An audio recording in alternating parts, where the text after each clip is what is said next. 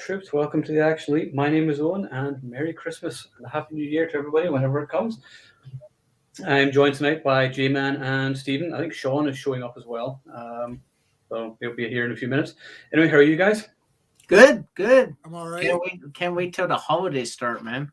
Oh, that's for sure. And I was just saying before going online, I'm supposed to be going back home next week, so fingers crossed that still gets to happen. But tonight, it's all about the action, and this is the first time ever we've done this as a stream. Normally, here's a confession. I normally start writing the year in action from February. And anytime I see a movie, I do a review, I write a little bit, and then I just save it. And then anytime I just add a little bit, and add a little bit. And this year I was like, you know what? I can't be arsed. I'm going to try something different. So I thought, let's try it as a live stream and then have other people's opinions as well. And then see if anyone shows up to chat and wants to hurl abuse at us or whatever. That's also fine.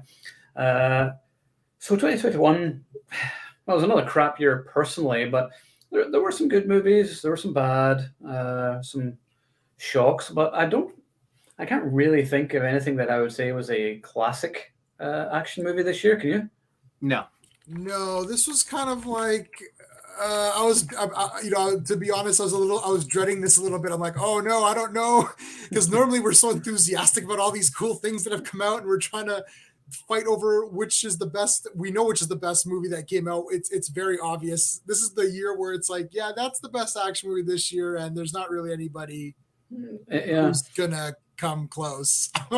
Yeah, I mean, I've got some obscure choices. I want to go through my favorites sort of a little later. We'll go through some of the main movies of the year, like the big theatrical releases. I'll talk about some of the indie stuff later on because I know you guys probably won't have seen it, and I can go over some of them. But we had a whole bunch of new movies, and first of all, we saw Spider-Man last night, No Way Home. I keep getting the titles mixed up, and I'm like, Halloween Comes Home, or what's it called?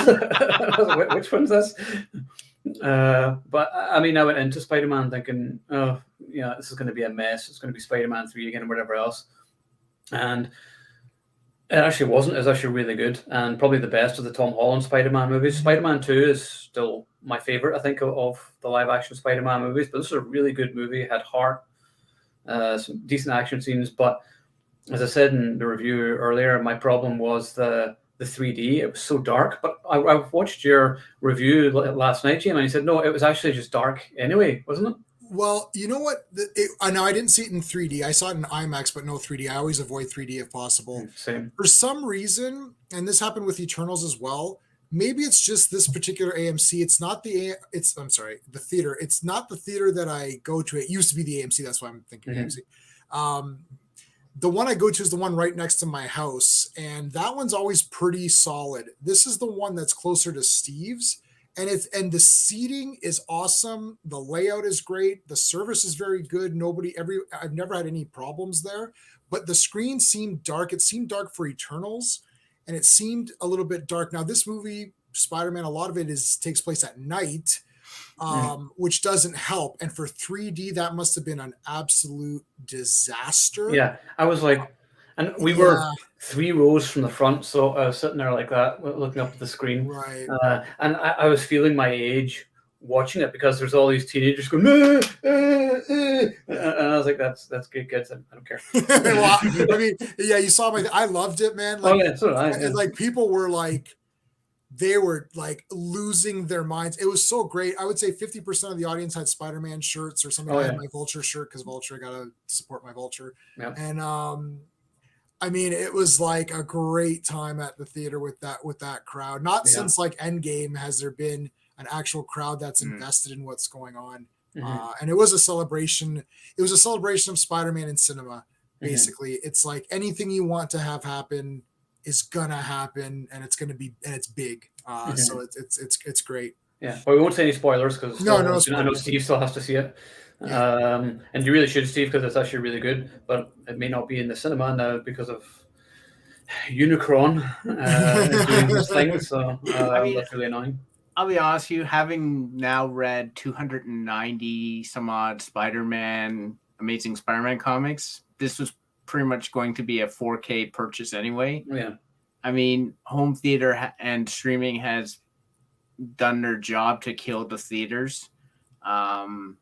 And then, whatever COVID is going to finish it off. I don't know how much longer theaters can continue to run. Yeah, and I believe they're going to stop even like buying food and drink there for after this weekend. So I'm like, well, how are you going to make money then? Yeah, so that's how they make money. Money maker is the concessions. That's why they're like $15 or whatever. Yeah, so that's definitely worrying for the future of movies for next year, and they've already started to punt things which were supposed to be at the beginning of the year. Jason Statham's new movie Operation Fortune was supposed to be out in January. I think that's been moved to like March or April now, so I'm not sure. There's coming back to movies. Hey, Merry Christmas, Charlie. So so we'll see what happens with theaters in the coming weeks and months. But last night, seeing Spider-Man was the last time I'm going to be going to the movies for a while, and just sort of batten down the hatches until this next crap clears up. But anyway, enough of that. So we'll go back to the movies that were out this year. Now, I'm actually going to cheat and say what my favorite movie was of this year, because it's not actually from this year. It was a first-time watch, but two of the movies of the franchise were out this year, and that is Rurouni Kenshin. Yes. And I know you've seen the anime and manga.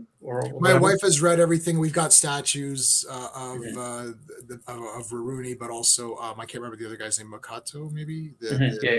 Yeah. So we got those two statues, and my wife's read all the manga. I've not read or seen anything, and once she read the manga, so that's it. Like, she if she watches the anime, she won't read the manga. If she reads the manga, she won't watch the anime. So whatever comes to her first, that's where she begins and ends. So that's why I never saw the movies or any of that, because she's seen all that, and I'm like, yeah, I'll get to them when I get to them. And my list is like, if I buy you those movies, will you watch them? Oh, for sure. Right, that's going to be your Christmas present. It'll arrive after Christmas, but I will definitely order them because that for sure. I'll watch. You're going to love them. There's like 3 of them, and then 2 are on Netflix. So it's like 5 all together, and. Those were the movies I watched this year, and one of the few action movies this year where I was like, these awesome, like all of them. I didn't think there was one where I was like, oh, this one sucks. I thought they were all really entertaining, great, innovative action scenes, sword fights, and just fantastic. Really, really love it. Great music too. The score is really good because there's this like lone female vocal that comes on whenever that music comes on. Like, oh, he's going to kick some ass now. And then you take out the sword, and then Daddy kicks some ass. And so the Rurouni Kenshin franchise is like my favorite watch of this year. So I'm saying that now, but there are several other movies which we're going to go into.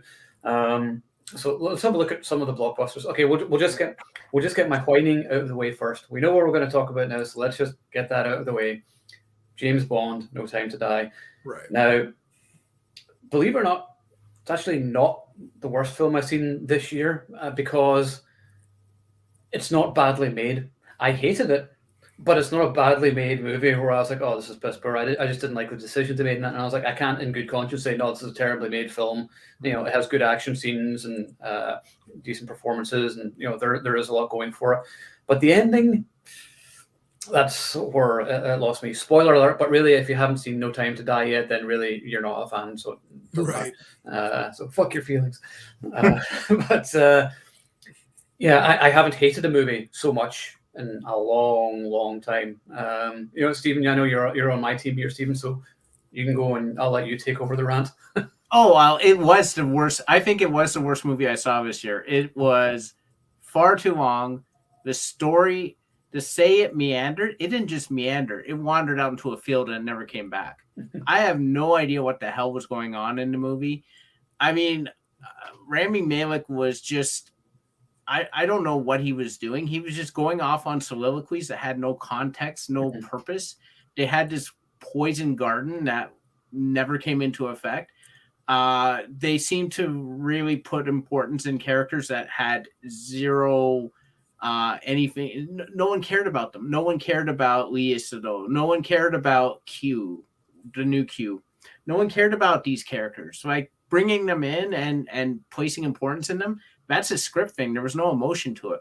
Killing off Bond, I mean, on one hand, it's sacrilege. On the other hand, this was a shitty Bond through pretty much all of them.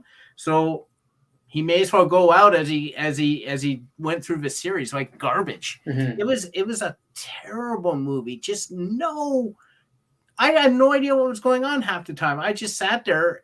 I know. Oh, and I know you use this term a lot. And I love it. It's called moving wallpaper. This was moving wallpaper to me. I was just sitting there like, okay, what's going on? Bond has a daughter. No, he doesn't have a daughter. Okay, cool.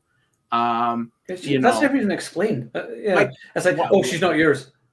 Oh, yeah. Who's this? He doesn't even say, well, who the fuck is it then, bitch? Yeah.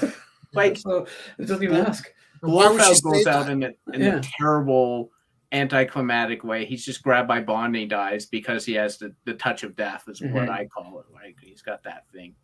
I mean, it was just awful, like awful. And the thing that really annoyed me was it started off well. That first action sequence, that whole sequence, 45 minutes, was cool.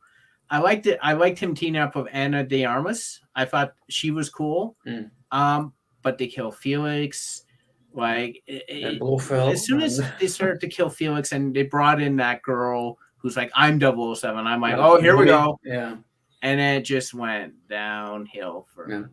She wasn't as bad as I was expecting her to be. The trailers made her look like she was going to be really annoying, but instead she was just pointless. And I was like, her character doesn't even need to be in this movie. It should have just been Ana de Armas as like the main female lead and just have her kicking ass. Where, like, I love the idea where she's like, oh, I'm not really good at this, but then she's just like a total badass, and that would have been a great running joke to have throughout. But, oh, I'm not really prepared for this, and then fucks everybody up. That would have been great. Yeah, I just just on the 007. She was hostile to Bond for no reason. She was hostile to him because he was the first 007. Like, I have no idea why she was hostile. She was hostile again because the script dictated it. It seems that the filmmakers themselves realized, hey, this script seems kind of weird, so we'll still shoot it, but it won't make any sense. And the actors took their cues off that. It was just bad. Yeah. Just bad. I mean, it's funny. I've asked for it for Christmas on Blu-ray just so I have the completed collection because I'm a Bond completist. Will I watch it again? Maybe. But I loved David J. Burr's review for it. He did a review for the Blu-ray, and his opinion was exactly the same as mine. He gave it an extra half star. But he said it was sort of a middling Bond film, and he said, but at the end, he says, and there's an interesting choice of words. He says, Bond commits suicide. He said he lets himself die because he gives up, and he says, and it's not for the greater good the way Tony Stark does in Endgame. Right. It's just sort of like, oh, well, if I can't be with him, then I'm going to die. And he wanted to die early on in the film anyway, in the scene where he's sitting in the car and they're all shooting at him, and he's sort of like, and he's just ready to die. And he's already given up at that stage. So I was like, oh, it's depressed Bond. So he finally got what he wanted, and he's dead. And frankly, good riddance to him. But, I guess he won in the end. Yeah, I mean, it's funny. We're like, yeah, Bond loses, but no, maybe he won when what he wanted to achieve, which was death. Oh well. Do you have anything you want to add to achieve? I mean, like, for me, my frustration comes from several different avenues. Avenue one is the movie was boring anyways. People are acting, the people who are giving this a pass and saying, well, it was a great movie till the ending. No, it wasn't. They're pretending this was like Thunderball or Goldfinger, and then the ending was movie at best. This was a very, very average, overlong Bond movie with semi-interesting ideas that did not pan out to be anything. Felix dies in a dumb way. Blofeld dies in a dumb way. Bond dies in a dumb way. I don't care about what's her face Blondie. It's like the new 007 is literally there in order to, I don't know, poke people or push buttons because it serves no purpose to the story. She's irritated at his Bond. Like, there's a guy who had my job, he retired.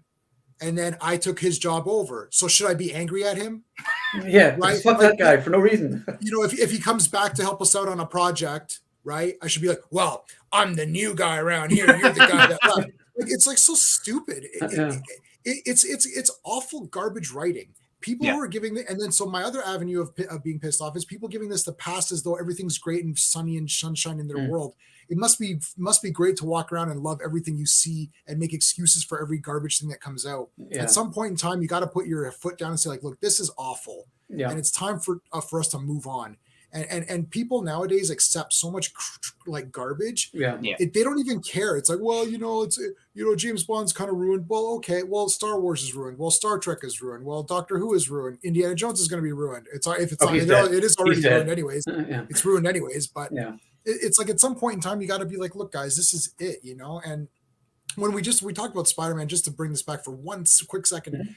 this Spider-Man was a celebration of Spider-Man the character and all the Spider-Man that came before. What was James Bond? This was James Bond's last movie, right? And this isn't a spoiler. Tom Holland signed on for more, so it's not a spoiler. So this isn't even the last Spider-Man movie, and we still got a celebration. Where's the celebration of Bond? Where's the guy who comes in and says, you know what? I want to make a James Bond movie. I'm going to love this movie. This is going to be for you guys, and we're going to do all the cool stuff that you want. They're incapable of doing it, which is why the best action films, and you're saying Rurouni Kenshin, that's based on a manga. And usually when they adapt these things, they do a very loving adaptation of these books or anime, which is why you get good stuff out of that, right? It's like people who love this genre and who want to bring this to life have a different sort of perspective than people who are like, well, I'm going to do my take on Bond. Well, okay, are you a fan of Bond? Not really. So I'm going to deconstruct this. Okay. You know, I ordered the 4K. I pre-ordered the 4K. So again, I'm completist. My Bond shelf is right there. Just so we can hold it and just be like, fuck this movie. Yeah, I'm gonna literally slide it in right after the last trash one. Yeah. And it'll just be a good little trash. They should do a set where all of the Daniel Craig movies come in a little dumpster. And you can set it on fire. It's got free lighter with it. The dumpster collection, new James Bond. It'll be more entertaining. James Bond will return. It's like, well, I just saw him die like a dumbass. He just exploded, so he's not going to come back. I was like, to me, whenever I was watching it, I was like, okay, this is the absolute end of the entire franchise. It's like, you've killed all the characters. There's nowhere to go with anything. We're done. So yeah, it's too funny.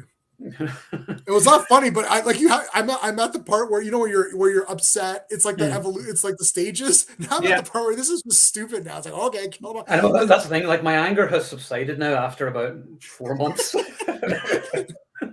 After kicking a few puppies around and everything, I feel better. And they didn't even. If I was going to kill Bond, I'd have him be dismembered or something kick ass. Where he's like, no, and then he gets like dismembered. Not like, okay, I'll just stand here and die. Okay. Yeah, well, I can't be with him anymore, so guess I'll die. Yeah, I can't be with Anna de Armas. Oh wait, shit, no, that's not the one I can't be with. I can't be with the other girl.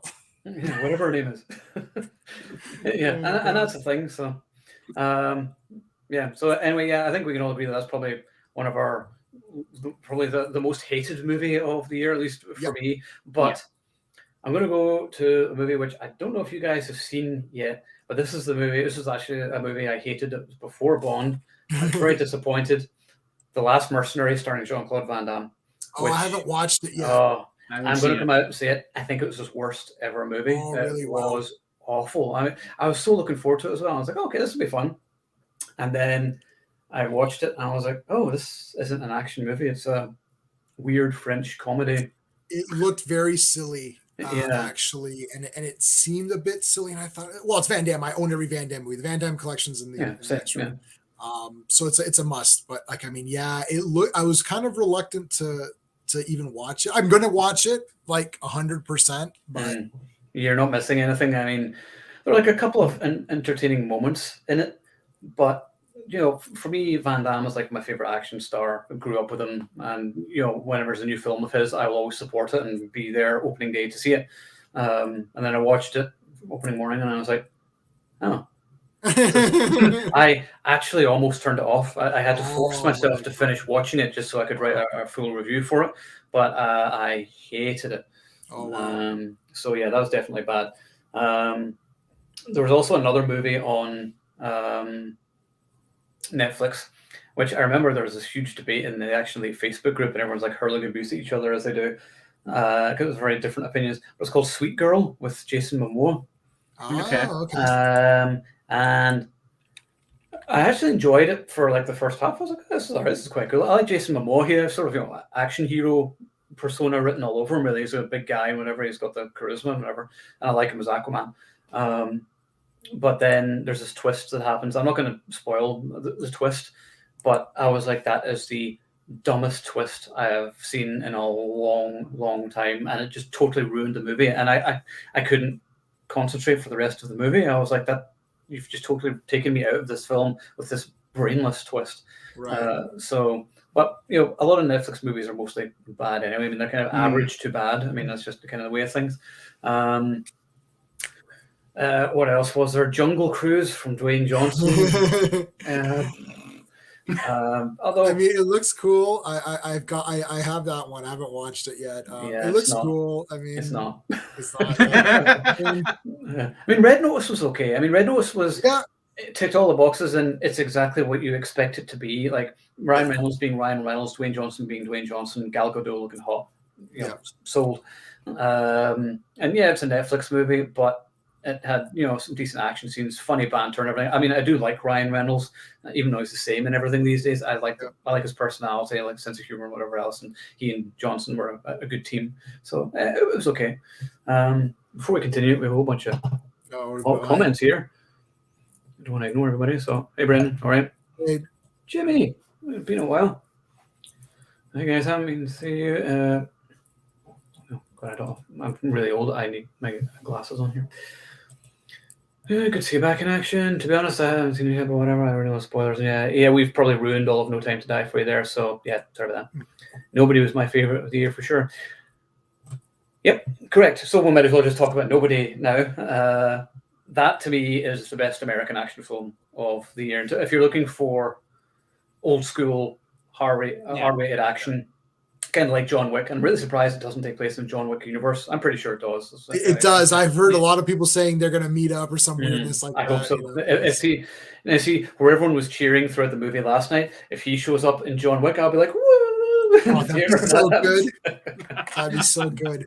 Oh yeah, that would be amazing. Yeah. So I remember when J-Man was he saw it before me. He said, you have to watch this. He's like, wait until the bus scene. And I was like, okay. And then just seeing him sit there, and those douchebags get on the bus, and he's like, "Thank you." Basically, like he was waiting. His aggressions out, Yeah, and that was just awesome. And two of the thugs are Daniel Bernhardt and Alain Moussi from Kickboxer. Yeah. And so it was awesome. Daniel Bernhardt is everywhere. I've been seeing that guy. Like I remember when he was.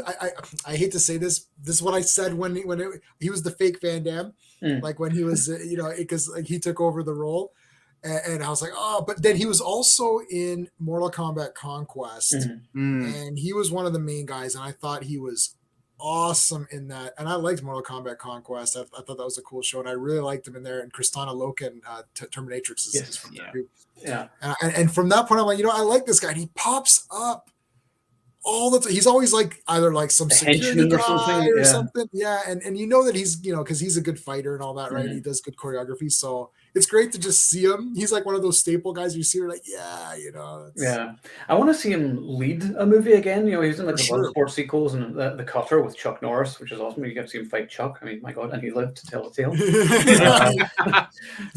Little known fact, that's not him. They had to clone him. That must be what it is. Yeah. Original Daniel Bernhardt is dead. Unfortunately, he smashed into atoms. Yeah, he was. Yeah, so they had to clone him from like a hair sample that was. Chuck is now wearing him as a necklace. Yeah. No one survives an encounter with Chuck Norris. No, don't fuck with the Chuck. Everybody knows that. Come on. But yeah, I mean. Yeah, Daniel Bernhardt has been sort of in every action movie because of John Wick. It really sort of brought him back from the brink, because before John Wick, he used to reply to emails, and after John Wick, he doesn't. But anyway,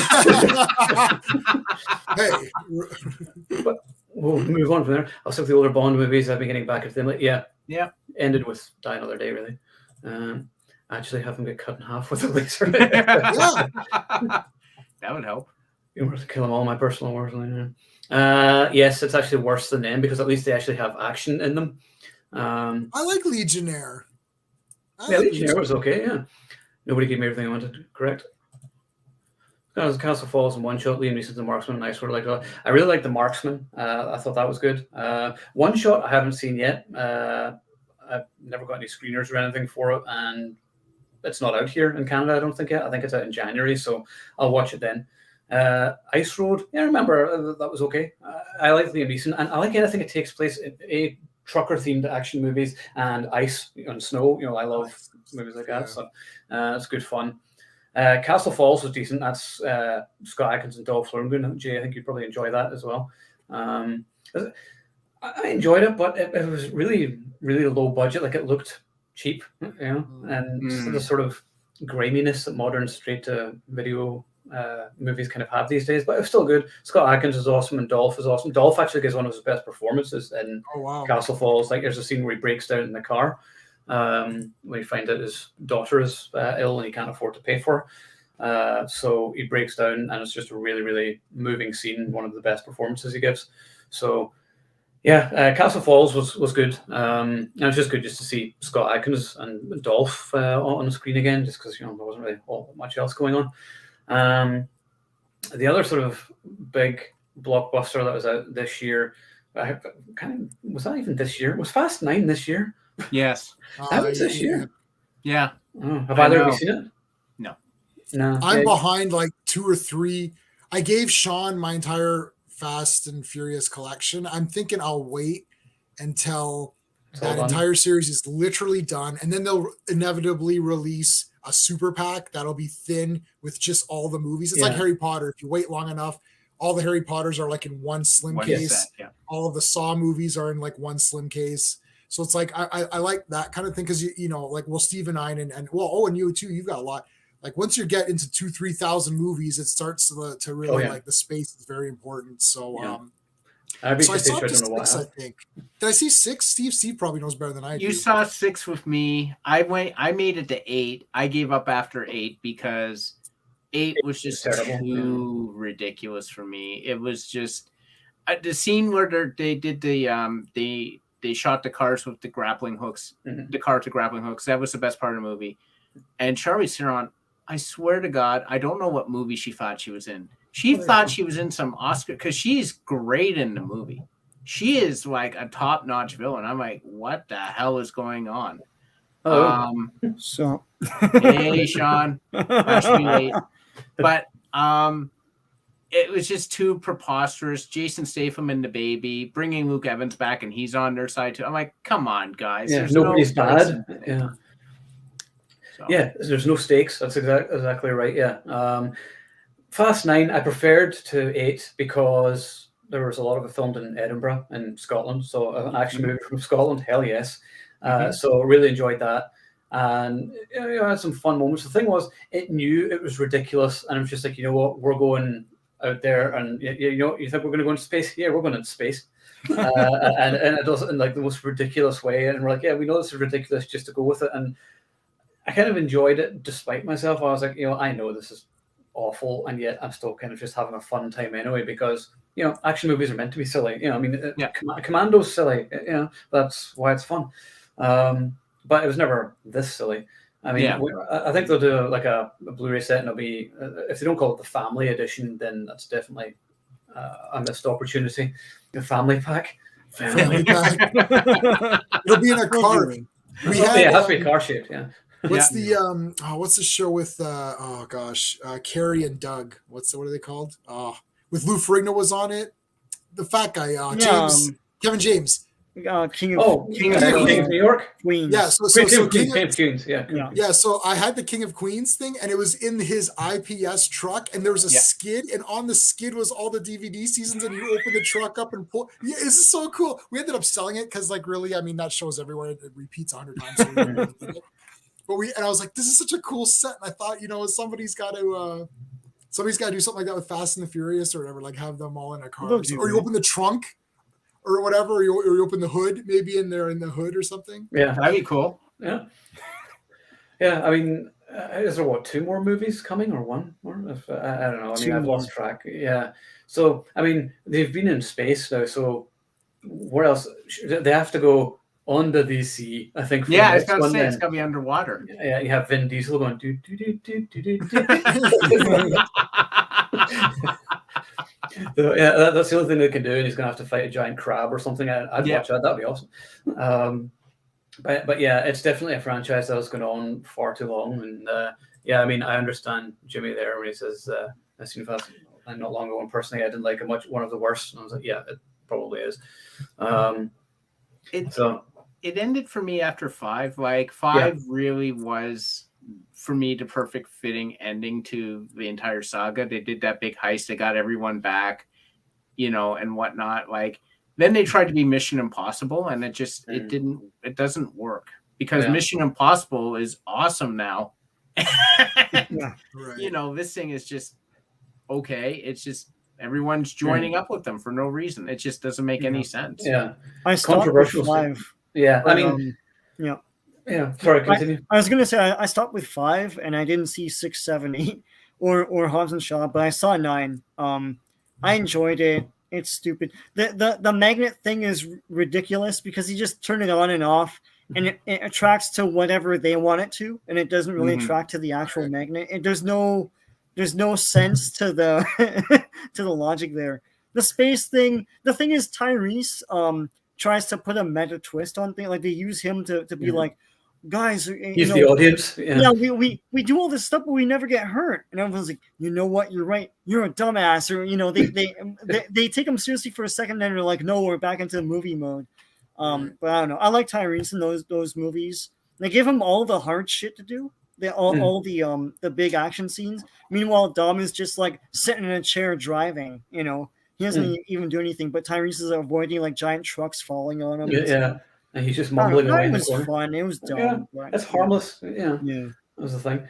Actually, Jimmy mentioned one of my other favorites here, Wrath of Man. Has anybody seen that with Jason Statham? Haven't seen it yet. No, it's on Netflix. Definitely worth checking out. One of my favorite Statham movies. Sort of kind of hardcore, really intense, amazing music score. Like the opening credits, the music came on. I was like, oh, holy shit, this is awesome. And it just really grabbed me right from there. And Statham is just at his badass best in it. So that is definitely one of his best movies, and definitely one of my favorites of the year as well. What about have you guys seen it? I don't know, Owen, if this counts. This is a weird movie. Have you guys seen New York Ninja, or have you heard of New York Ninja? Everybody, yes, I've heard of it, and I haven't seen it yet. Is it an old movie? Yeah. So basically, and I learned about this through RLM, and basically it was shot in the 80s, like 80, 84 or something like that, and it never saw the light of day, never got edited, nothing. So Vinegar Syndrome, which is a great place to order some really cool, like obscure movies and stuff. They found the footage and didn't have the audio. Oh, nice. So they didn't have the audio. There was no audio. So they literally, and they had no script or anything. They had no script, no audio. So they pieced it together and edited it together as a movie. And Don the Dragon Wilson is the main guy. Who does the voice, and they try to match the voice to the mouth. So they literally lip read the thing and lip read the thing and try to piece it together. It's so weird. It's obviously it's like a terrible cheese, low budget, like you and me could have shot this movie. Then we'll love it then. Yeah. Right. So I don't know. I'm thinking about just grabbing it anyways. I've got to. Yeah, I got to review that. Well, but it's 2021 because technically. I mean, do you count when it was shot? It was released in 2021. Yeah. So, I mean, I guess that could be considered as a great action movie of 2021. Like, I consider just, like the first time watches this year. Right. Like I said, the Rurouni Kenshin movies, like they were out a few years ago, and there was just the 2 out this year. But because they had 2 out this year, then that counts.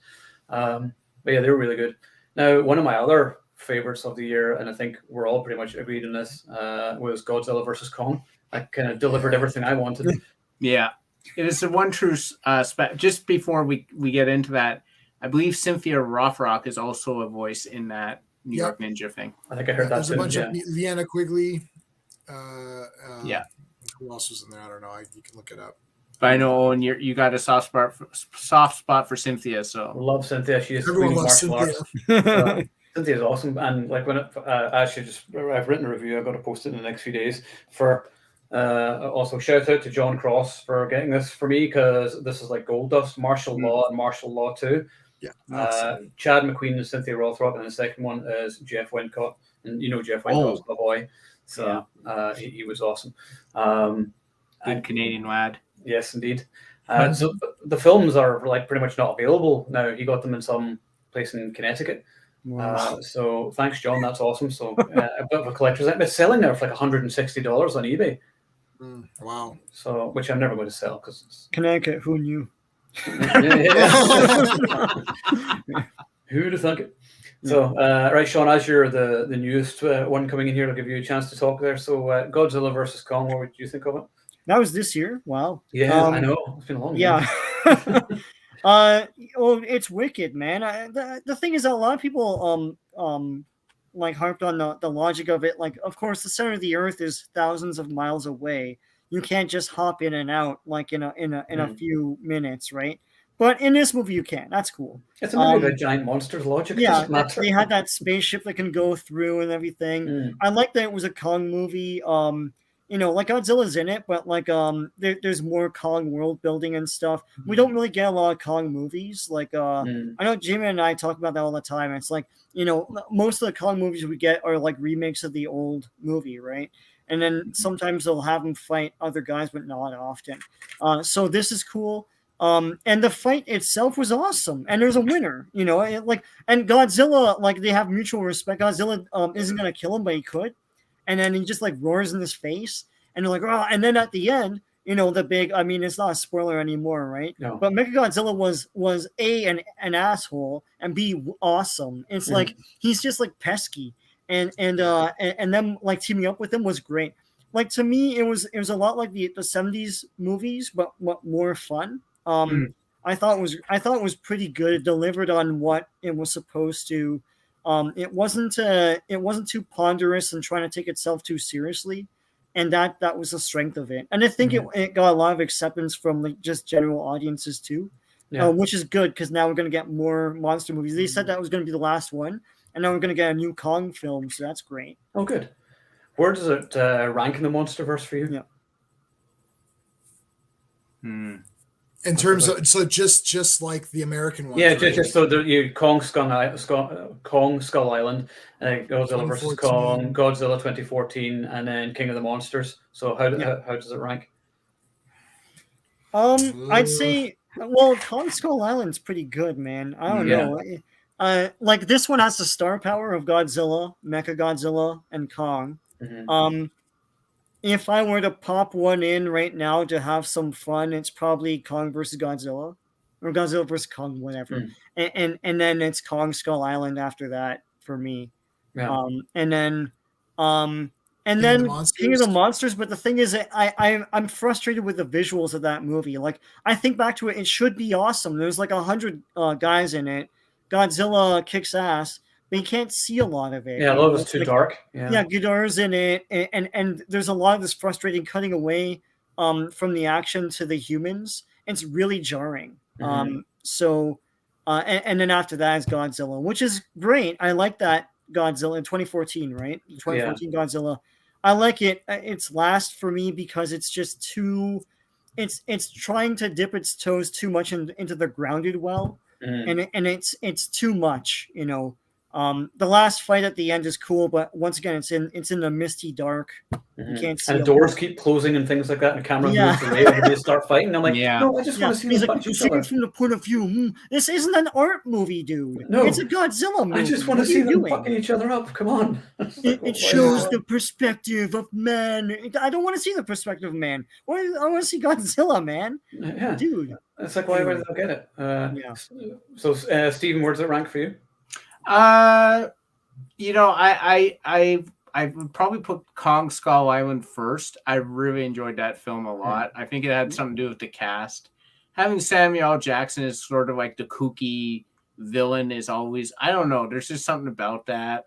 I also like to see Samuel L. Jackson in movies in general. It doesn't matter how big the parts are. You know, I really like Hiddleston. I think he actually could have a career as an action star if he wanted, if he stopped playing Loki for 1 second. You know, and I just, like, my dad said to me when he watched, he's like, David C. Or is it C. Riley? I forget his first name. John C. Riley. John C. Riley. He's like, this is his best role. And I was watching him like, it is his best role. This is great. I really like this guy in the movie. I don't know why. He's just awesome.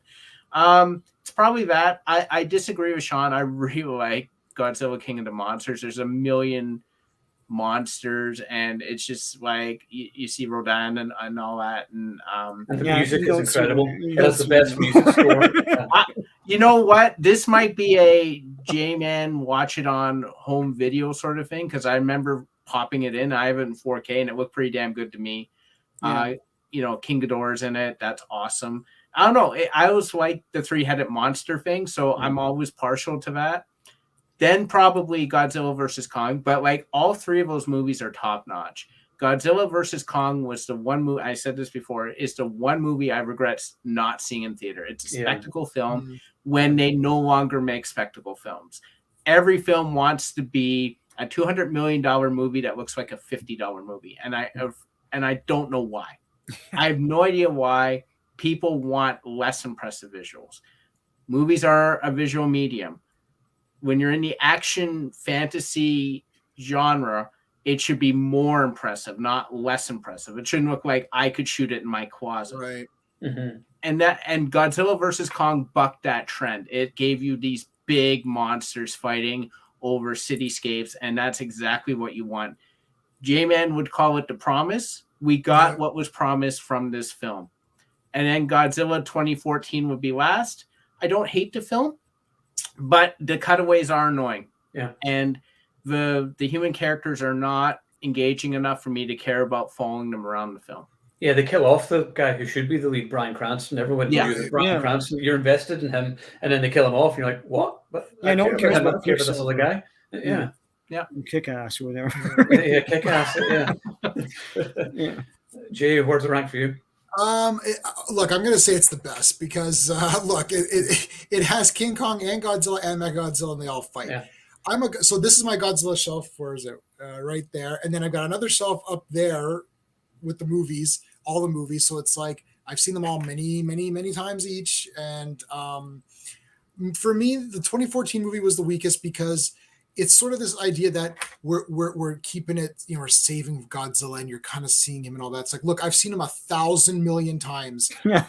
Like, you need to do more now. If you just want to make a run-of-the-mill Godzilla movie, have him fight a couple of wonky monsters like they did and make it 90 minutes and just be like, look, Godzilla shows up, he fights monsters. If you're trying to make a big art film, as Sean is saying, or you're trying to make some big statement, you failed. Because there's no statement. It's just, I just want to get to the monsters. When they fight, it's okay, but it's too dark. So that's the weakest. Skull Island is the best film in the sense of what someone wants out of a film, to be like, oh, this was very good. I like the characters and there's some good stuff. Like, I love the fact that visuals. I love that John C. Reilly and that guy are trapped on the island. It's like that Toshiro Mifune movie where he's trapped with the guy, and then the one guy's American. They can't understand each other. Yeah. And Red it's Sun? like, sorry? Red Sun? I don't remember the name of it. Do you remember the name of it, Sean? No. Or Steve? I know what you're talking about, though. Yeah, it's the American. I forgot, it's Toshiro Mifune, and the American guy. Who's a famous actor too. I don't know. I can't remember who it was, but like Tony Curtis. Probably Tony Curtis. Yeah, that sounds like it could be. And the movie has those subtitles. So if you're in Japan, you understand Toshiro Mifune's part, and if you're in America, you understand Tony Curtis's part. You don't understand the other guy's part. That's cool. Anyways, they kind of did that. So it's the best. But look, I'm going by what I'm going to throw in the player to watch, right? And that's freaking King Kong. I'm stuck in the 70s. Godzilla versus Kong. I'm going to watch Godzilla versus Kong because it's freaking awesome. The next best one is Kong Skull Island. The next best one would be King of the Monsters, and then 2014. I don't mind King of the Monsters. It is what Steve says. Watching at home was better. In the theater, I was like, wow, this is really cool, the music and all that. But you're like, the music's incredible. Yeah, that's the one thing that the Godzilla versus Kong didn't have, was that they didn't really have. Yeah, the score was crap. Yeah. So that's a bit of a disappointment. Yeah, no, Godzilla King of the Monsters is a love letter. But honestly, like I have it too, and I watch it. I do watch it quite a bit, but it's the visuals still frustrate me in that movie. But it's got like a ton of guys in it, right? It's like Mothra's in it and all that, and as you say, all the music is in it too. So but it's a mirage. I remember it being better than it is, and then when I watch it, I'm like, oh, why did you go? Oh, that's like Dragon Slayer. Every time I think about how cool Dragon Slayer is, and then it's not that good. You're like, oh, this isn't that good. Well, Dragon Slayer, the dragon at the end is awesome, but when you watch it, it's like, oh, this is draggy. Yeah, it's like, very draggy. But anyways, I didn't want to throw. Man, what a random attack on Dragon Slayer! It's like so random. Like baseball bat to the knees of Dragon Slayer. I was like, oh. What did I do? What did I do wrong? Yeah. I didn't do anything. Just found an opportunity to bash Dragon Slayer. I don't think I've even seen that. Oh my god, that's a disgrace. How have I not seen that? Silver has got so many action movie references as well. Yeah. So I really enjoyed Protege. it. Yeah, I was gonna just check it out. I bought that up there, and I actually bought Cop Shop as well. Yeah, Basically, Cop Shop. if your movie has Frank Grillo in it, it's worth watching. Frank Grillo is one of my favorite actors, and he's a big supporter of the website as well. So hi, Frank, if you're watching. He's awesome. And yeah, Cop Shop, Gerard Butler, and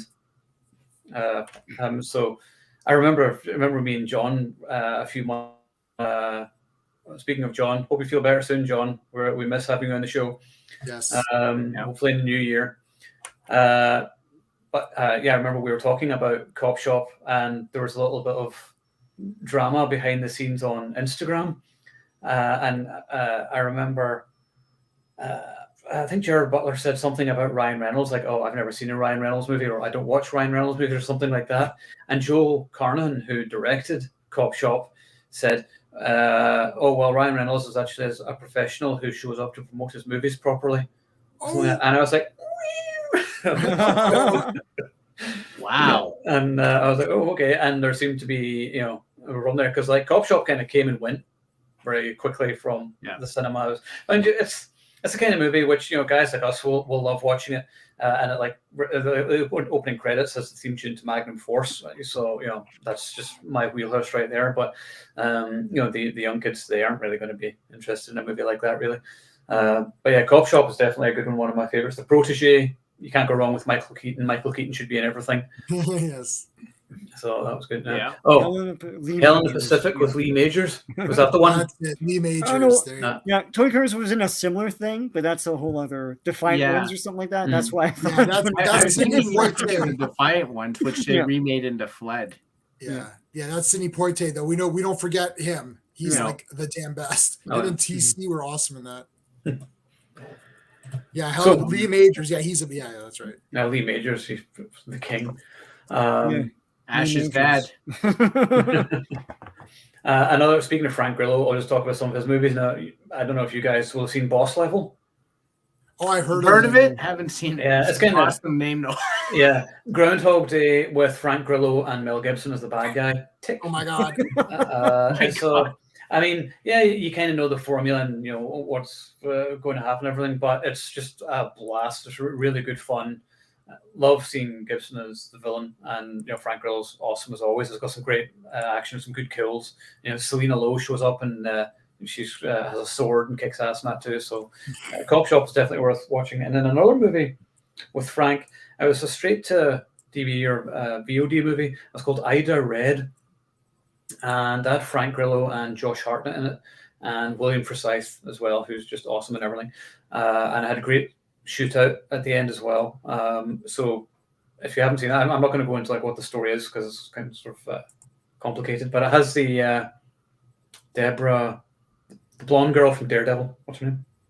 Oh, I like her Deborah a lot. Ann Wall. Deborah Ann Wall. Yes, Deborah Ann Wall. Yeah, so she's in it too. So love her. I've started watching. She's like Daredevil my favorite person ever. It's like Yeah. she made Karen Page awesome, and she plays Dungeons and Dragons. So I'm like, oh, this is the greatest person of all time. I started watching Daredevil again because I was thinking in some point in the new year, if you wanted to do a stream, we could just talk about the series of Daredevil. Yeah. Sure. If you guys are interested. So because do you want to do it in 10 minutes? Let's do it right now. Let's just do it right now. Because I want to go. I'm just going back through it just to remember everything. But literally, I'm going to set up a shrine and just pray in front of Vincent D'Onofrio, who is just amazing. It's like you see him as the Kingpin. It's just inspired piece of casting. I can't. Yeah. We got to see him. We got to see him on a little screen on Hawkeye. Spoiler alert. End. Yeah. No spoiler, whatever. Listen, it's Disney Plus. Everyone stays up till 3 a.m. to watch these things. So Jimmy's got over here. Thoughts on those Prime movies? The Tomorrow War. I like that one of the better ones. Yeah, the Tomorrow War was good fun with Chris Pratt. It was good. Yeah, we raved about it on one of these streams. Mm-hmm. Yeah, I remember we really enjoyed it. And then people were like, it was terrible. And I was like, really? But yeah, I thought it was awesome. The aliens were cool. They were actually really scary and they didn't look like insects like aliens always look like in movies. They just look like terrifying monsters. So yeah, Tomorrow War, that was good. Kate wasn't bad. Visually, it was awesome. Mary Elizabeth Winstead. That was the Netflix one, I think. Have you guys seen that? Yeah. No. No. Yeah, I love. I don't know why I have a neon fetish. I love movies where there's lots of neon and everything. That's the John Wick effect. Just where you've got all the cool lights and everything, and that's what John Wick has done in the action genre. Which like Atomic Blonde, was it Jolt or whatever? Like all these ones. Batman Forever. Yeah. Yeah. With the neon gang, it's literally that neon gang. I would join that gang. They showed up in the next one too. I'm like, oh, they're back. It's like the leader of the gang is Don the Dragon Wilson. Oh my god! Yes. The guy who says, "Who the hell are you?" That's Don Wilson. Oh my god! Yeah. DW. Yeah. Oh yeah. Even Without Remorse, I thought was a hard-hitting action movie. It didn't get the best reviews, and I wasn't familiar with the source material. Michael Bay Jordan is a great actor. Yeah, I really liked Without Remorse. I remember me and John Jervo were talking about this because everyone's like, "Worst movie of the year," and I was like, "You people need to watch more movies. More movies. You need to watch the $3 stuff I get sent to watch sometimes." And like, I filled this with a potato. Can you review it? No. Block. My head is cut. My head is cut out of frame for about 30 minutes, but after that, it's fine. After that, it's completely fine. You can see everything. And I was like, and all the vocals, everyone sounds like Bane from the Doctor. I was like, so yeah, all that kind of stuff. What else? So yeah, Ida Red was good. Oh, there's a western, a couple of westerns that came out which really stood out. Once again, I got some abuse for this review for The Harder They Fall, but I really like that one. Idris Elba is awesome, just really stylish, really super violent. Had some exploding heads in it, good kills. So that was awesome. But a movie which I think all of you will like. It's a good sort of adult-oriented western. It's called Old Henry, and it has a really sort of nice little twist at the end. It's a little slow burn at the start, but then when you find out who Old Henry is, there's just great reveal and good body count. He's a total badass. Really, really worth checking out, and one of my favorites as well. Also enjoyed. I don't know if you guys have seen the movies. I like the Forever Purge. Do you like Purge movies? Oh, yeah. I love the Purge movies. They're so stupid. Well, the Frank Grillo. The Frank Grillo. So which ones is he in now? Because I own the first like 3 or 4. I think he's on the second and third. I think it is. Yeah. What's the third one again? There's Election Day, isn't it? Yeah, I like that one too. Yeah. And then the next one is how many? And then there's the first Purge. There's the first Purge, and then I think there's this one, the Forever Purge. And Forever Purge is kind of cool because it's kind of like horror and action. And I always thought, oh, that's nonsense. It's never going to happen. But judging by the past 2 years, you know what? Yeah, it probably will. And it's probably we're going to see Godzilla at some point as well. Fucking hope. That would be awesome. Another couple of good sort of international movies. Raging Fire with Donnie Yen. That's another movie where people are like, "Oh, that movie sucked," and I was like, "Really? I thought it was good. It's got Donnie Yen in it." And, it's better than most American movies. And then I remember talking to you about this a few months ago, Jay, Yakuza Princess. That was really good with Masumi, and I interviewed her for it. She was lovely, and the film itself was awesome. See, neon again. I can't help it. Neon tick. I love it. Give it to me. So, yeah, love that. I also one of the best theatrical experiences of the year, and it was the first movie I went to see in the cinema this year, was Free Guy with and that was a lot of fun. It was a lot of fun. Yeah, I mean, you're sort of like, it's generic stuff, but it's just feel good fluff and really something which we really needed at that point because I think we were all just fed up with being stuck inside. So, have you guys all seen that? Yeah, we've seen that one. I mean, when he pulls out the shield and then Chris Evans is like, "What the shit?" and then he pulls out the lightsaber. I mean, how can you not cheer? It was probably one of the nicest Ryan Reynolds performances, I think, because he's not really. He's more of an innocent, and I like that. Yeah. And I love the idea that an AI, like a character in one of these free roaming games, could be like. Think he's actually like an AI, like he's cognizant, he's sentient, and like what would happen if that took place? And meanwhile, the girl's looking for the evidence. I thought it was just really cool movie, and I loved Taika Waititi as the villain. He's such a weird character. He was funny. He's hilarious, man. I just liked it. So yeah, it's awesome. Yeah. This is like one of those holodeck, because I watch all Star Trek. It's like this is like one of these holodeck episodes of Star Trek where like the hologram figures out that he's a hologram or something. Yeah. Moriarty did it, right? And all Yeah. that. So it's like that. It's like one of those, but just like a movie, and Ryan Reynolds is cool. So it's a lot of fun. Yeah, I enjoyed it. It was a good time. Yeah, coming back to the theater and everything, I was like, which movie's gonna make people come back and all that stuff? And like Godzilla, Godzilla vs. Kong, was the first one of those. But I like that this was a new movie and not some sort of like old IP that people were dressing up as a, and it was still a blockbuster. So that was cool. Mm-hmm. Yeah. Yeah, I think you're right, Sean. I wish we got to see Godzilla vs. Kong on the big screen, because I think we were still sort of in the middle of lockdown then. Yeah. And in fact, Yeah, our the theaters weren't States even and everyone open. else was able to go to the theater, but we couldn't. have it. Yeah. Ours was closed still. Yeah, Yeah. that's right. I remember that. So we just watched it on demand, which was fine. I didn't have to sit next to people, so that was good. Yeah, that's good. I mean, like I was such a miserable old man last night watching Spider-Man. Everyone's cheering, and I'm just like, shh, some of us are trying to watch the movie. Just totally get off my lawn, miserable old bastard. You missed Guys, a what few was the lines, most yeah. jarring experience when you went back to the theater this year? For me, it was not being able to hit the pause button to go use the wash. Yeah. I just peed in the floor. It was fine. Yeah, it's fine. No, didn't even notice the smell.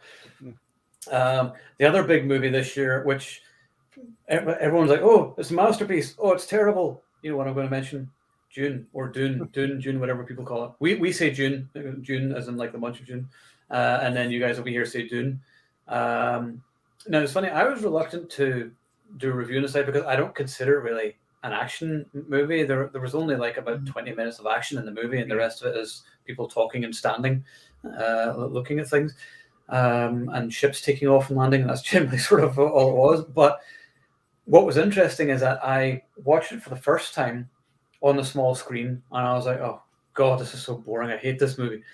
And then we went to see it on the big screen. I think it was Ultra AVX, the IMAX was sold out. But we really enjoyed it this time around. I still don't think, when people say it's a masterpiece, I'm like, no, it's not. You need to watch more movies. It's still very good. There's some great visuals in it. I've actually grown to like Hans Zimmer's score as well, which initially I heard it and I was like, it's just a tuneless noise. But once again, Hans Zimmer kind of can do that though, where when you first hear his music, you're like, what's that? That's awful. But then it grows on you and then you're like, oh, wait a minute, that's actually kind of awesome. So, I mean, Cameron did a review on the site. And he gave it like 3.5. And I think 3.5 is a pretty fair review to give it out of 5. I know you guys have talked about it as well. So, Sean, what do you think of it? Yeah, I had the same experience as you. I saw it on the small screen. I thought it was, and then I saw it on the big screen. I took my dad to see it because he loves Dune, and I had fun with it in the theater. I think you need that experience. But I mean, I guess there's a question of, should a movie need that for you to enjoy it, right? Yeah, can't you just like be engrossed by the story? I thought it was okay. It's incomplete to me. And I don't like the visuals. I think it's too grounded in the modern take of everything is in haze and everything and looks grounded and serious and therefore turn the light on. It's like I want to see the ships. I want to see the world. If they're we were in a desert and like Jamin and I were in a desert. And like, there's sandstorms, but there's not constant dust in the air all the effing time. The sun is also you're able to see the sky and stuff, right? Yeah, so very clearly, actually, and it was very clear. So I mean, it's okay. It's in the modern vernacular. If people like that, fine. I don't. And I don't think it should have been split up into 2 movies, especially if you didn't have a plan to make the second one immediately. But it's okay. It's okay. It's not quite the book. They cut out a lot of stuff. They cut out a lot of detail and added other detail. Not added, but like kept in other detail that you kind of didn't need. I think they're tripping over themselves a little bit, not as much as the 80s one where they're like, oh my God, how do we explain everything? And you don't need to. I didn't think it was as exciting as the 80s one. I think the 80s one is still trying to entertain you.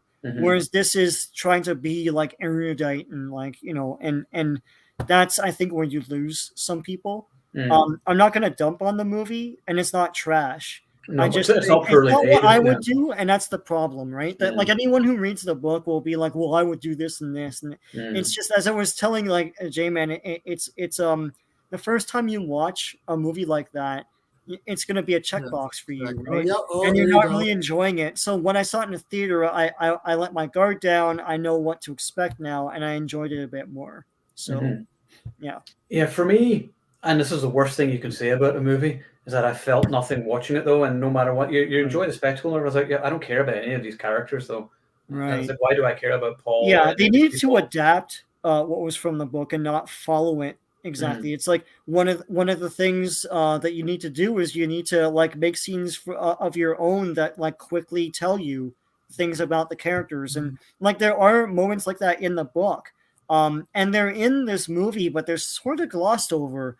So what they need to do is really write for the movie and make you like like Paul Atreides and make you like these other characters in situations that you can embellish yourself in your adaptation, and make people really root for these people. Here they're just, here's these characters from the book, pat us on the head. It's adapt the thing, right? So And none of the characters mattered, so you're like, okay, nobody like. I've not read the book. I actually would like to. I'm intrigued now that I want to find out more about it and explore the world. yeah. But the movie itself, it didn't have any. It had no heart, really. I mean, like when all the characters sort of killed off in that midsection. Spoiler alert. I didn't care. I was like, oh no, that guy died. Not Poe Dameron. Oh no. Oh wait, what's his name? Well, and Yeah, there's part in the book. I don't know why that can't be brought out. You have 2.5 hours to do half the book. Like, what's your problem? Yeah, precisely. Yeah. So, Jay, what do you think of June? Yeah, I mean everything Sean said. Like, they just needed to. I'm going to be the guy. Oh, he read the book 100 times and now he's got his big opinion. But like, the thing is that I did read the book a lot, and I do have my opinion. And my opinion is that you need to do better. You need to do better.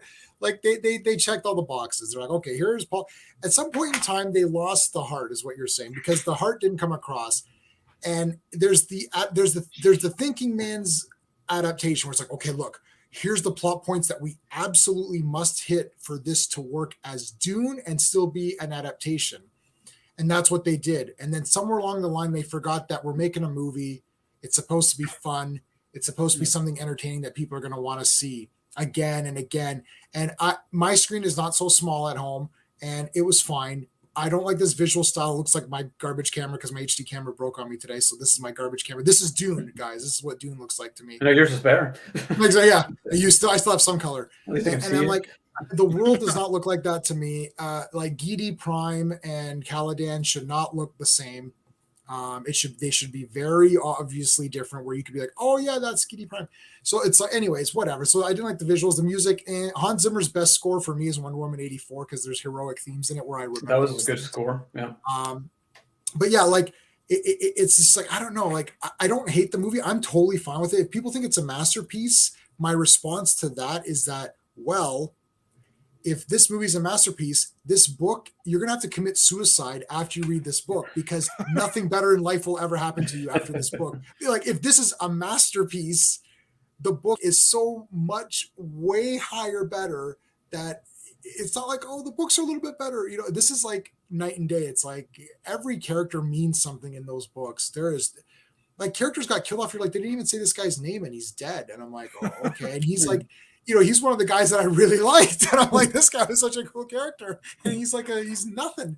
So anyways, it's all right. 3.5 out of 5 is generous. Yeah. 3.5 tops for me. Yeah.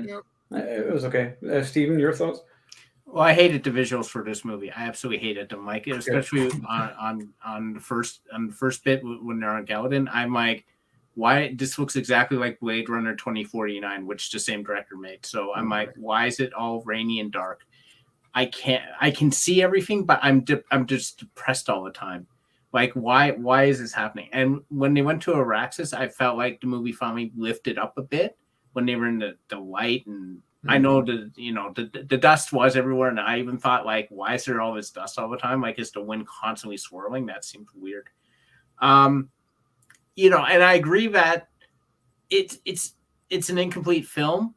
And I really don't understand, because I don't know which version J-Man showed me of the 80s Dune. There's like 48 of them or some ridiculous number. The really long extended cut that David Lynch removed his name from. Right. That film seemed to run faster pace than this film. And it was half an hour longer. Yeah. It got running, and I felt like there was a lot of ponderous parts to Dune, and I'm sitting there like, what are we pondering? Like, I don't understand. Like, okay, like this is obviously supposed to be the journey of Paul Atreides, and I didn't mind the actors at all, but like, I also, to an extent, didn't really care. Like, I did care, but I didn't care. Like, I understood. Just J-Man is passionate about Dune. He's talked to me very lengthy about Dune. Even without reading the books, I'm watching the movie. Like, the guy who could calculate, like, he rolled his eyes and he was calculating. Yeah. I knew that was a character that was not being used properly. And I knew there were several characters like that. I think that Denis Villeneuve just tried to jam everything in and say, look, I made Dune. This is my passion project, but there's no passion in the project, in my opinion. No. It's very much a, you know, if I was going to show someone a movie about Dune that just talked about the basic plot points of Dune, this would probably be what I show them, which is fine. But like, is that all you want from your movie?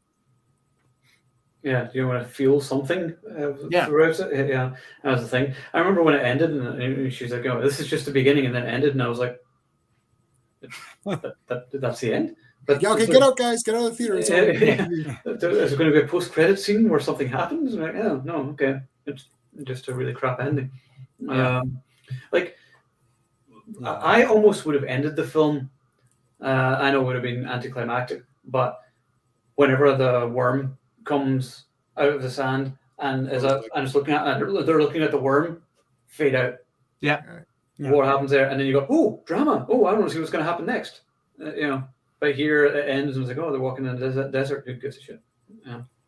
And he's not even broken up. They just killed a man. It's his first time. Yeah, like, that's the thing. There are character moments in the book that they just exclude here, but like those are the things that you should include. Like, there's no time. Yeah, we got to get to the next thing. Hurry up! We got to end the movie. Like, hurry up, guys. Yeah. He just met Chani. She'll do nothing in this movie, but we hired Zendaya to have her $20 million or whatever. Yeah. Yeah, it almost sort of felt like because of all like the different visions it kept having in it, it just sort of made the movie feel like almost just like a movie trailer. And she's like, yeah, this is what's going to happen later. So then Murphy's here, like, can't we see the good stuff now? So yeah. Anyway, moving on. Hell Has No Fury was also very under the radar. Great war action movie. I heard it from your site. Thanks for the recommendation. You're welcome, Jimmy. Yeah, Hell Has No Fury was good. Once again, Daniel Bernhardt. Once he's got it, you got a stamp of approval right there. So you're just like, okay, that's going to be a good movie. Retro serial. I loved it, but I can see why people may not like it. Yeah, fair enough. To each his own, as they say. I was going to talk about Hell Has No Fury later on, but we just did a contest for it, and whoever won, I've sent out your copies today, so it should arrive in the next few days. So a whole bunch of other, there were some superhero movies which we'll sort of go over quickly, because there were a bunch this year. There was like, we had Spider-Man, which we've already talked about. There was Venom, Let There Be Carnage, which I don't know. It has the best line of dialogue of the year, though. Oh, fuck that guy! Oh. I love that. I was like, yeah, I enjoyed it because like it's silly, but you know the character's silly. It's a very 90s throwback movie to me. That's exactly it's as bad as these movies are gonna be, like, because Sony doesn't know what they're doing with Venom, but I don't know. I didn't expect much after the first one. I thought it was gonna be a lot worse than it was. To be honest, that's probably why I'm like, yeah. I like that it was short. Yeah, that's true. But the first 33 minutes, of them kibitzing, painful. It's like, no. It's like, guys, you're not funny. You're not Laurel and Hardy. You're not Abbott and Costello. What is happening here? Let's get this plot. I don't like his voice for this Venom. plot moving. Yeah, His voice for Venom, it's just him doing this, but then he can't pronounce R's properly, so he sounds like a baby. Like he's like neither. It's like okay, yeah, Why does he eat brains? he's singing that song from what is that, Oklahoma or something, or Yeah, I don't know. It's just I don't know. Sure. Yeah. like when did Venom eat brains? I don't remember that in the comics. I don't know. Maybe I missed that. He says it every so often, but as a threat, not because he needs to. But he explained in his movie he really needs to eat brains. It's like sure, yeah. Right. So how is he ever going to be a good guy then? If they're trying to push this as a good guy, he just like oh gosh, Carnage looks cool and the fights are cool. Yeah, I know. Yeah. And he's Shriek, threatening too. Like Carnage is threatening, right? So yeah. I don't know, but Carnage didn't seem very scary because it's like it was that whole thing where he's in prison, but we never saw what he did. So you never really buy into the fact that he's a really crazy, demented serial what he do to get there? Yeah. Yeah, they just kept saying PG-13, so they had to. I thought they showed it. No. Well, no, they in cartoon in a cartoon. Drawing in a cartoon, yeah. Yeah, that's lame. What you start that movie up with a pool of blood and a pregnant woman dying and Carnage going or what's his face going yeah, I killed her. Cletus going and then he gets busted and they're like, Cletus Cassidy, you're under arrest for 500 murders. Oh yeah, fuck you cops, I don't care. And they take him in. Not like, oh, here's a little cartoon drawing which paints me to be a victim as well because they made it seem like he was abused and all that too. Mm. That's not how to make a villain. That's how to make like nothing. Yeah. I'm trying to sell tickets, man. Can't make it X-rated. Like no. Yes, he breathes in the comics. Big plot point for Lethal Protector. So not the Lethal Protector series. Yeah, I have it, and I must have read it, but I can't remember. The thing is, after a certain point, they did so much with Venom that I just tuned out because I like Venom the way he was in Amazing Spider-Man, where he's got that weird code of innocence, but like you don't know what he'll think will be innocent, and he's disguising himself and stuff, and he's introducing himself to Aunt May. It's like, oh my god, like this guy's dangerous. And then he got his own series, and now I think Flash is Venom, but like he goes undercover and does missions for the government or something. It's a whole Agent thing. Venom. I think there's a Space Venom too. He's not Agent Venom anymore. I don't know if he's there. The last thing I read was right before the whole Null thing, where the symbiote god or whatever. Oh Jesus! Yeah, but that was Eddie Brock. It never ends. Yeah. Yeah. Well, yeah, never does. So Jimmy asks here thoughts on the MK Mortal Kombat. I prefer the 95 version. This new one was kind of forgettable. Yeah, the 95 one will always be the OG version. That was classic. But the new one was fine. I mean, people are like, absolutely hated it. It was terrible. And I was like, I don't know. Was it Mortal Kombat? Maybe did people fight? Yeah. Did people die violently? Yeah. It wasn't terrible, but it was baffling to me. Like I think I said when we reviewed it, it's the sets were claustrophobic and looked small and chintzy, and I was like, why is the 95 movie looking better to me than this thing? And why is there no tournament in this movie? Yeah, why is there no tournament? It's like, well, there's no tournament in the games. Well, I think that average man on street thinks of tournaments when they think of Mortal Kombat. So, and okay, fine, there's no tournament in the games. Then sell that concept to me as exciting because it wasn't in this movie. So I think the biggest sin this movie had was the very forgettable main character. Why make wasn't a new even guy? from the games. And not having Johnny Cage in there, you really miss that character. I mean, that should have been the main character. I was like, why was he not the main character? You just brought in this total bland character that nobody cares about. How many characters are there in the Mortal Kombat franchise? Oh, 60, 70? I know sometimes that menu screen is like mega squares. Yeah. I can't deal with it. I just try to find Scorpion. Where is he again? Yeah, it's like and then I memorize that he's like characters. The first thing they thought of was let's make a new character. And we still didn't get Baraka. Yeah, and he fights Goro in a barn or something outside outside the barn. There's a barn. There's a fight in a barn. There's a fight in a trailer park, like in a trailer. I just don't understand the set design of this movie. It felt small. Like it felt like they ran out of money at some point, but it's a big budget like studio picture. So, but then they went to Outworld and it looked incredible, and I'm like, fight there.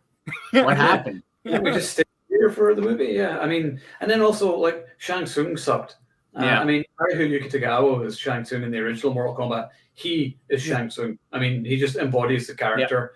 And whenever I can't remember the guy from The Dark Knight, whatever his name is, he took over, and it was just a total nothing character. Well, he ran away at the end. He didn't even engage. He ran away. Yeah, that was the thing. It was a good action, but just like Amy, Liu Kang was also in the cast as well. Johnny Cage or something. I mean, the original. Yeah. So, I mean, we know Johnny Cage is going to show up. Especially Johnny Cash. Johnny Cage is going to show up in the sequel. Who would you cast as Johnny Cage, though?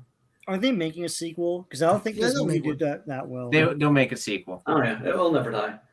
Yeah. And now they've got this sort of teasing out of the way. It's like, I know we've talked about this before, and we were saying, with movies, particularly Marvel movies or whatever, we have to tease this for a future movie or whatever else. Why can't we just see it now? I may be dead in 6 months or something, and then we'll get to see it. It's like, why can't you just do it now?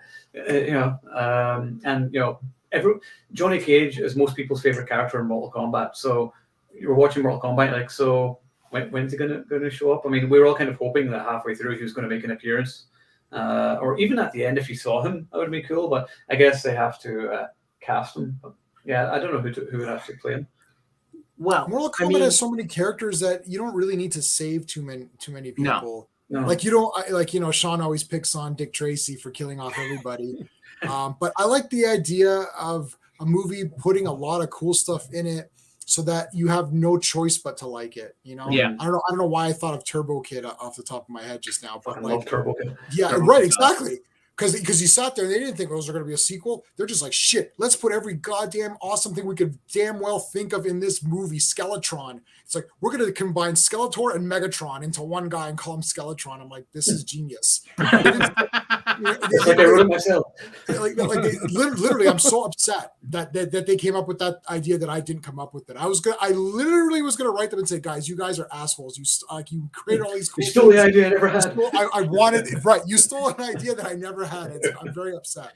But yeah, like, it's Mortal Kombat. I saw Mortal Kombat in the theater. It was me and 7 of my buddies. We all went together, and we were like, it came out on my birthday. It came out on my birthday, and my mom's birthday present was taking everybody out, all my friends, full popcorn, drinks. Everybody went to go see it. I have the poster framed, and we're like, let's do this. And I'm like, this is the greatest thing ever. It was like we're sitting there thinking, okay. And then Reptile shows up. We're like, what? We were stunned. And they didn't save Reptile for later. They're just like, oh, here's Reptile. When they went to Outworld, I'm like thinking they're already going to Outworld in part 1. I'm like, oh, that's crazy. And it's like Reptile's in part 1. Why didn't they save him? They didn't save shit. It's like, give me everything. It's Mortal Kombat. Yeah, and they saved Baraka. But I think they also realize that, like, if I want this stuff, I got all this other stuff that I can get it. Like, I can go to the game and get Johnny Cage. I can go to so that's why they put it out there, because they're like, we want you to have the experience. We want you to watch this instead of playing the games. Now filmmakers seem to be like, no, go play the games. You don't have to watch my thing. It's like, okay, I thought you want me to watch this thing and, like, put my money behind it, and you guys will make a ton of movies with this. Now you don't seem to care. You just they're trying to build a world and save things. But that's stupidness. It's like, you have enough guys to make like a dozen movies. I would like to, well, maybe not. I won't care in 5 minutes, but I would like to know what their thought process was in creating a brand new character out of the whole menu screen of characters. They said, let's make a new guy that no one will care about. And when the movie comes out, people say, I don't care about this guy because he's new. So I don't know why they did that. Didn't anyone put their hand up in the boardroom and say, guys, why are we doing what about Johnny Cage? It's like, who's that? Well, then you've lost the war right off the bat. Like, I don't know. Or you can have the character not show up and have the movie titled after him, like Jimmy's comment that's coming up. Yes. Like, oh, there's that angle. Oh my god. With Snake Eyes. What was the thinking behind this thing? It's like, does Hasbro not want to make money on G.I. Joe? It's like they go out of their way to let's make a $200 million movie and not have Snake Eyes in it till the very end. Like, The Nicolas Cage movie Snake Eyes from the 90s has more snake eyes in it, and he's not even in it. Yeah. It's like, So hold on. The Nicolas Cage movie Snake Eyes and this Snake Eyes, which is about Snake Eyes, only has 5 seconds more Snake Eyes than that other movie. than the Nick Cage movie, yeah. And at least the Nick Cage movie has Nick Cage. Yeah, the thing is, I know people always go on about like, oh, why does this have to follow formula, blah blah blah, and then this movie came out and showed you why. The problem with this movie was that Snake Eyes is a bad guy in the movie. He's not. He's morally bankrupt, but the film itself doesn't seem to know that, and they want you to root for this character. But like he double crosses. Like I'm totally on Storm Shadow's side. Yeah, that was on. It's like what the hell. Yeah, I was like, why should I root for this guy? I'm totally on Team Storm Shadow. So, like, poor Storm Shadow, man. Right? Yeah, I'm going to join Cobra. Cobra. Yeah. One of the other theatrical releases. No. Retreat! One of the other theatrical releases, which I think was actually my first press screening since COVID, was The Last Duel by Sir Ridley Scott. How was that? I liked it. I mean, it's funny, like Ridley Scott has been like bitching about like millennials and blaming them. He's like, oh, they're just looking at their phones and everything and blah, blah, blah, blah. And I was like, well, yeah, but also nobody wants to go to the movies to watch a movie about medieval rape. So, you know, that's kind of a big thing. Like I'm sort of the opinion that you don't need to see a rape scene in a movie. You can imply it without needing to see it. I think it's just excessive. I don't watch it. Yeah. Yeah, I mean, what the hell it's about, because everyone talks about it. Like I know he blamed millennials for not liking his movie, but like maybe the movie's not good. Yeah, I mean, there's like some battle scenes and everything like that, and you know, it's well acted. Matt Damon has a mullet, which is worthwhile. Matt Damon. I'll never not think of that. No, you'll never live that down. Never. Like... Matt Damon. And I can't say it normally. It's no, you just have to say it like that. Damon. Say it normal. No, I can't. My brain won't let me. Yeah. The movie itself is quite a sort of serious tale, and you know, like I said, well acted. There's some good battle scenes. But the story it's based on a true story of this woman who was allegedly raped by her husband's best friend, Adam Driver. So the movie, as you're seeing it from the various viewpoints, sort of like a Rashomon kind of thing, where it's like, I don't know what happened is, you know, this guy's opinion or through this eyes, and then you see through hers, and this is like the truth.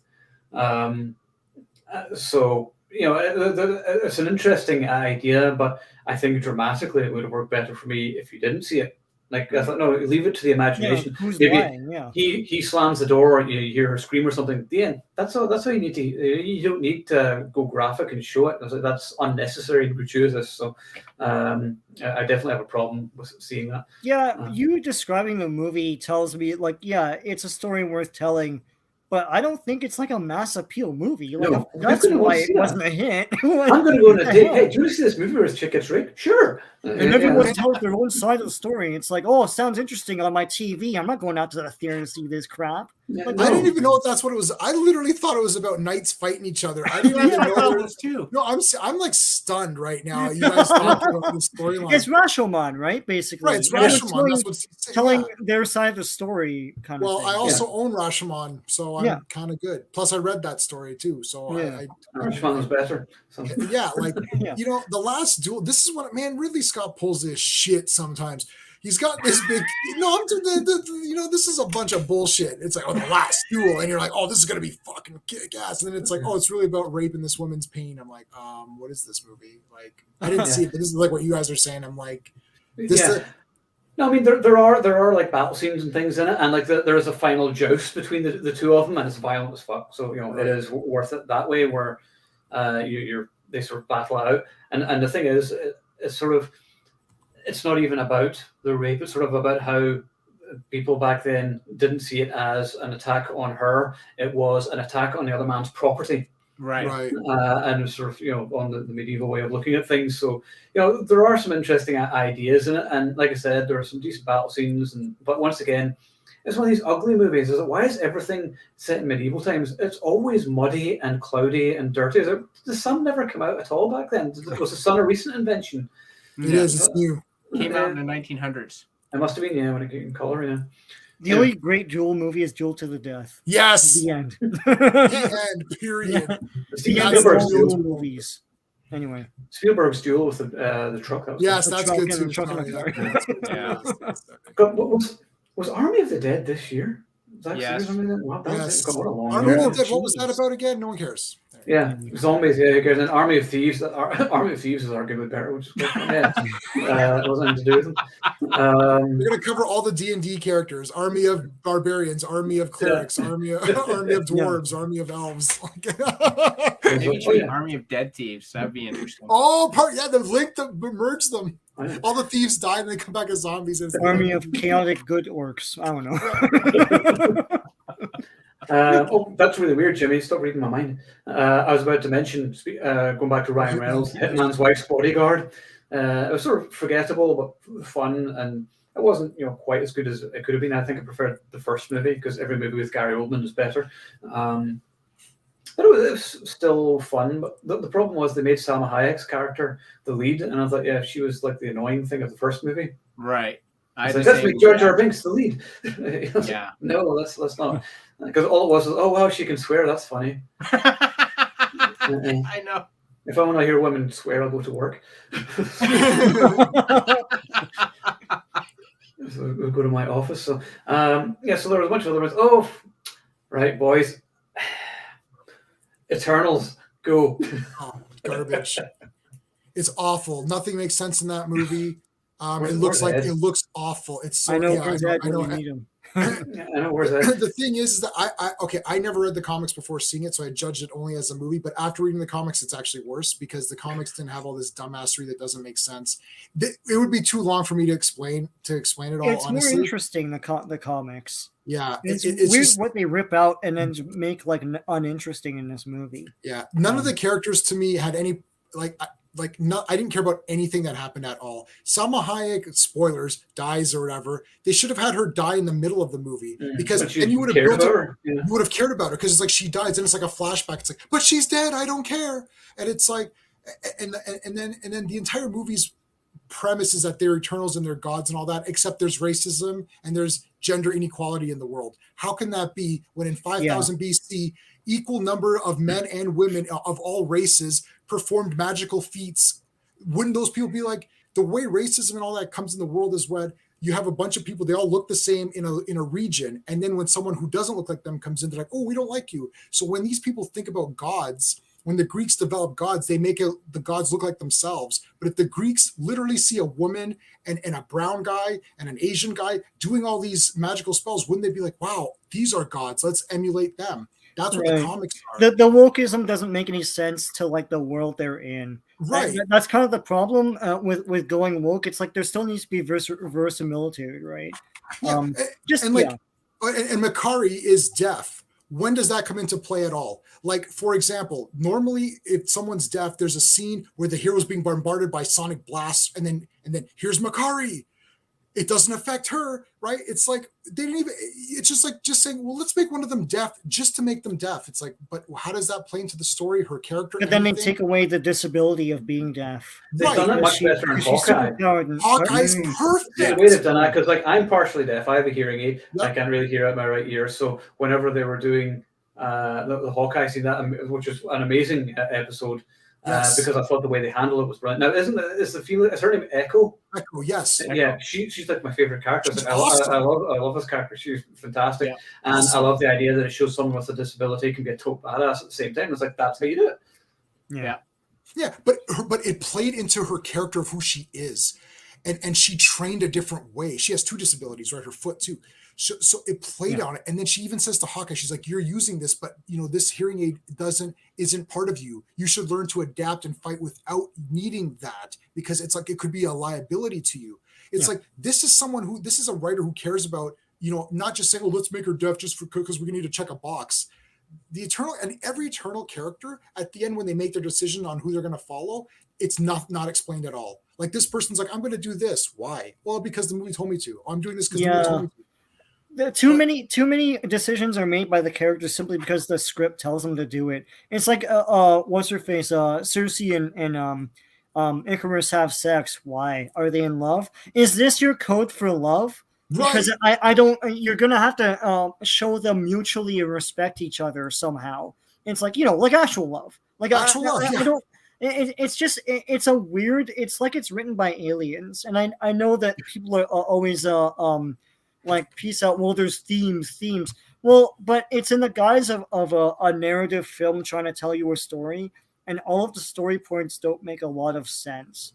And the whole business of them sacrificing so that the Celestials can go off and make new planets. Or I don't know. It's not properly explained because it makes the Celestials look like they're selfish a-holes. Yeah. And they're not mysterious like they really should be. Like you don't know what it's like the concept of God. Like you don't know what God's plans are and works in mysterious ways.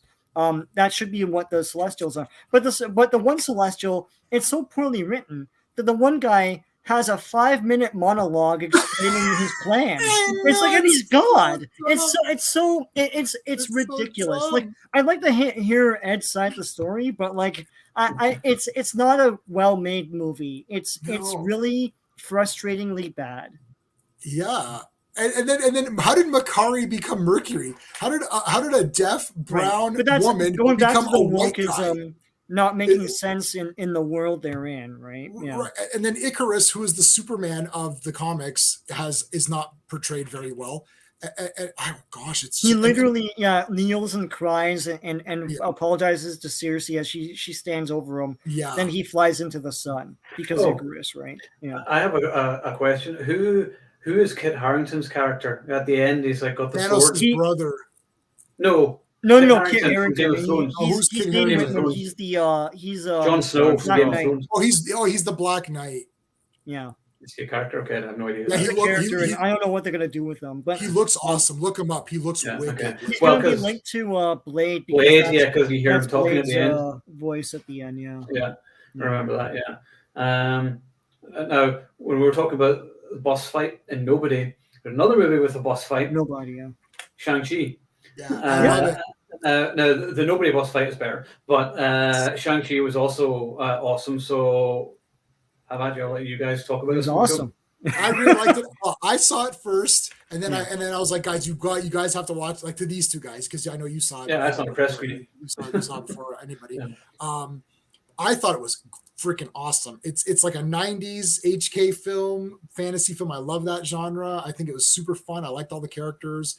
There's there's a couple of things that are, but like whatever, man. Wenwu, Tony Leung, I mean, hard-boiled, literally hard-boiled. I'm like, this guy's the greatest person I think ever. he's aged a day since then. He's not aged. He looks the same. It's really it's a little bit infuriating, but in any case, he looks exactly the same, which is crazy. Like, I'm gonna look like an old man, and he's gonna look the same, and he's gonna be like 20 years older than me, and he'll look. He's awesome. He's a real villain. Like, the second I saw that movie, I ran to Walmart and bought whatever toys I could. I got Wenwu over there. It's like, I thought it was awesome, and then I didn't force Sean and Steve to watch because they were gonna watch anyways. But then I hyped the crap. Yeah, I hyped the crap out of it. So then I don't know what their reactions were after I hyped the crap out of it for like half an hour, telling them how great it was. Well, let's find out. Steven, what do you think? Yeah, it was good. It was good. I was, negative points, but Tony Leung's character overshadowed Shang-Chi in his own movie, which was a little bit disappointing. Everyone loved his sister. I was like, yeah, she's okay. I actually liked Aquafina, which I liked Aquafina. Yeah, she had the best line. Did not think would ever happen. I like, not that I have anything against her, but it's like she was awesome. No one talks about this, but Abomination has a small scene in this, and he looks great. I'm like, what the hell? Like, they fixed Abomination from that mess he was in Incredible Hulk. He's got the blue trunks. Yeah, he's got the blue trunks finally. It's a really solid film.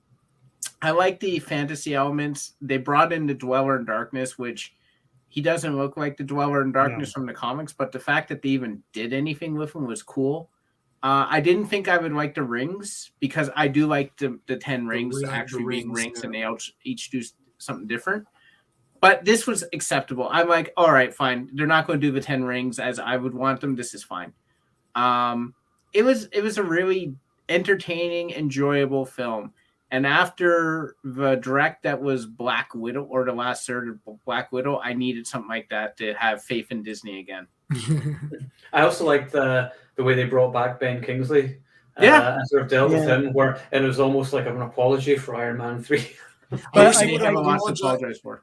I wish they would have apologized quicker with them. It's like, look, we're sorry, and then get him out of there, because he was a that was a weak point for me. That guy. It's like, okay, get out of here. Mm-hmm. It's like, I thought it was an awesome.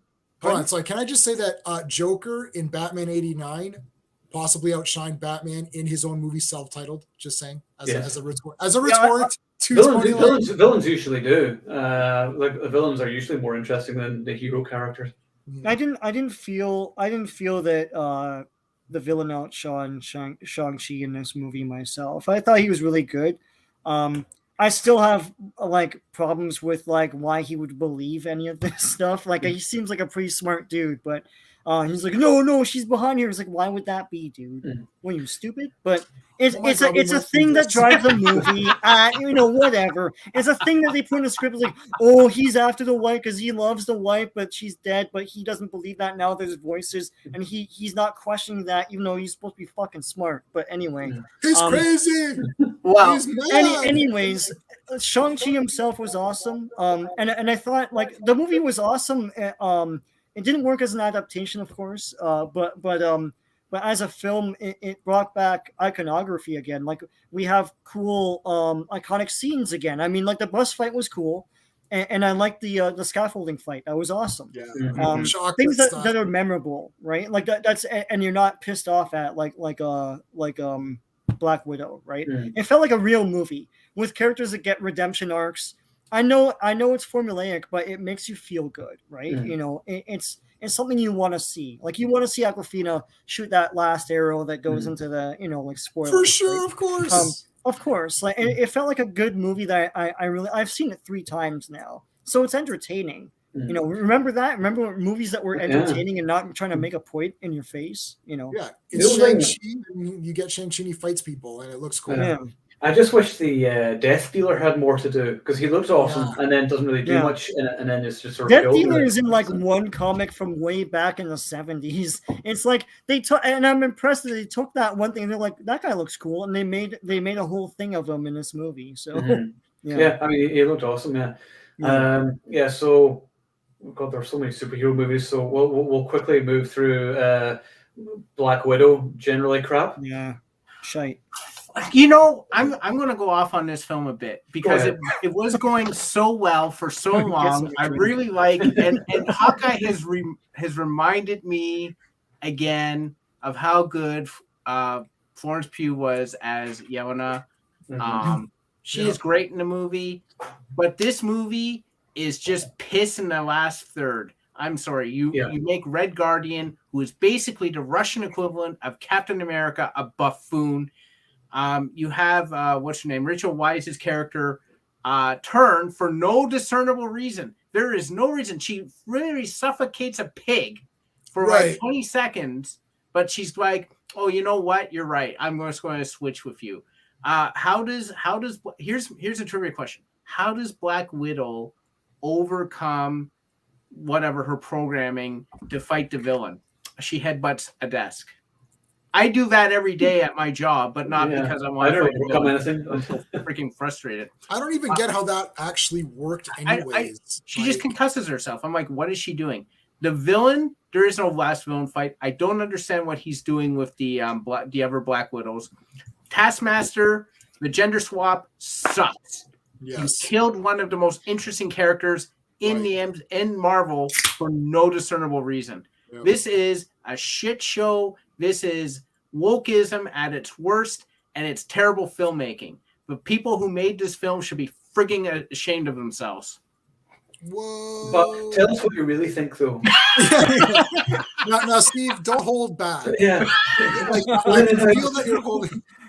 Give in to your anger. Oh yeah, now I'm going to rant now about a movie I hated, The Suicide Squad. Mm. Yeah, How that's the not good. fuck are people saying? People giving us like 5 stars. Like, oh my god, this is the best movie this year. It has a giant starfish in it. Yeah. That enough is to make it piss. But the fact that Well, like I just didn't care That's- about like anybody, and I know you're not supposed to sort of get attached to anybody, and I didn't, but I hated every second of that movie. I mean, people are like, oh, King Shark was great as you know because Sylvester Stallone, and I was No. like, no, it wasn't. Um, and it's funny. I'm trying to actually remember the movie, and all I remember is the starfish, and that's pretty much it. There were a couple of decent scenes. I remember there was one scene where Harley Quinn is like escaping and she's killing everybody. That was a cool scene. That was it. That was pretty much it. But I hated it. I love that it didn't make money. Yeah. Because I don't understand what they were doing. Like Suicide Squad wasn't a good movie, so why make a sequel? Number one, number two, you literally sold this movie on people are gonna die. It's like so what? And it's funny, all the people that were watching it were like, "Why'd they kill this one? Why'd they kill that one?" It's like they literally told you. It's like the director literally said, "Don't get attached." Don't It's get like attached. It's they a sold it tagline. on this and thought, "Oh, we're being like daring and gritty and you know and badass and stuff like that." And badass doesn't sell. Look, Exhibit A, this movie. It's like people want to see characters do things and survive at the end because they like them. You know, it's like I know you're trying to be unpredictable by killing off everybody that people like, but like that's bullshit. People don't like that, and then the movie didn't make any money. Oh. Yeah. Why did that happen? I wonder. I can't imagine. Can't figure why. that one out. And it's funny. Normally I'm Team DC. I'm more of a DC guy than an Arnie guy. No, well, I'm always an Arnie guy. And a Marvel guy. I mean, Marvel thing. I'm just the Punisher because I like violence. But yeah, and I've bought like even Wonder Woman 1984. I know you love it, J-Man. I thought it was crap. I still bought it the day it came out. I haven't watched it, but the Suicide Squad I'm never going to buy because I know I'm never going to watch it. And I was like, well, I don't want to buy it because I don't want to pay to give money towards it. Well, Wonder I'm not still- trying to. Sorry, I'm not trying to make a character decision here on you, Owen. But like, I find that interesting because I feel like the Suicide Squad was literally made for you. Their perception of like an action fan who wants like violence and stuff in their movie, like this movie was tailor made for you, and you hate it. Well, you see, to me, it felt like a kids' movie with violence in it. Okay. So I was watching it and I was like, okay, this is a kids' movie because you got like this weasel thing and a talking shark and a starfish, or whatever. And I'm like, okay, this is for kids. And then you got the violence and swearing and everything, and you're like, what? So yeah, it was just jarring to me. Yeah, so that's jarring. All right. I think there's someone who goes on J-Man's channel, Hot Takes Tuesday, and he said something interesting right before the movie came out that I didn't click until, because I usually like James Gunn movies. I love Guardians. I would really like Slither. I love Guardians. But when I watched this film, what he said was true, is that James Gunn has just a very juvenile sense of humor, and it really comes through in the movie. From a narrative standpoint, there's too many like, what the hell is going on? What the hell is this? What the hell is that? Harley Quinn has this relationship with this day-old relationship with a dictator where you're like, this is not going to obviously last. Why is this going on so long? But like the thing I really didn't like the most was how many of the characters were exactly the same. I could not tell the difference between Rick Flag, Peacemaker, Bloodsport. They were all the same character to me, just varying levels of grumpiness. And I just, it was a mishmash. There was no respect for the characters. There was no respect for making the characters distinct. Having the rat catcher in there, I was sitting there through the entire movie saying, why is this character here? And then when they showed her at the end why they did, I'm like, this is stupid. And it just wasn't. As a Suicide Squad fan, I've read every frigging Suicide Squad comic since New 52. I was very disappointed in the movie. Yeah, it makes you wonder, maybe the secret sauce at Marvel was the corporate meddling for James Gunn. it's like there's someone to rein them in a bit to make things a bit more coherent and entertaining, right? I don't know. Yeah, I was gonna say because like Owen said he bought Wonder Woman. Well, but Wonder Woman still has Wonder Woman herself, who's a great character, and you like her, and Steve Trevor and their relationship is great, and the two of them together are awesome. And Steve Trevor's cool. So that's the thing. Suicide Squad doesn't have anything like that because the characters you're already standoffish because they're villains and they're dicks, and which could be fun, but they're not fun. They're not interesting dicks. It's not like Snake Plissken, who's a bit mysterious. When the chips are down, Snake Plissken will come through and he's got the skill to do it. But when the chips are down with these guys, you don't really know and you don't really care. And then the other thing too is that there's too many movieisms, which is the fact that why is Ratcatcher there? Well, she's there because in the last page of the script, she's going to be the one to do the rats and go up there. But she would never be sent on this mission because she doesn't have the skill set to accomplish the mission they're on. So it's a movieism.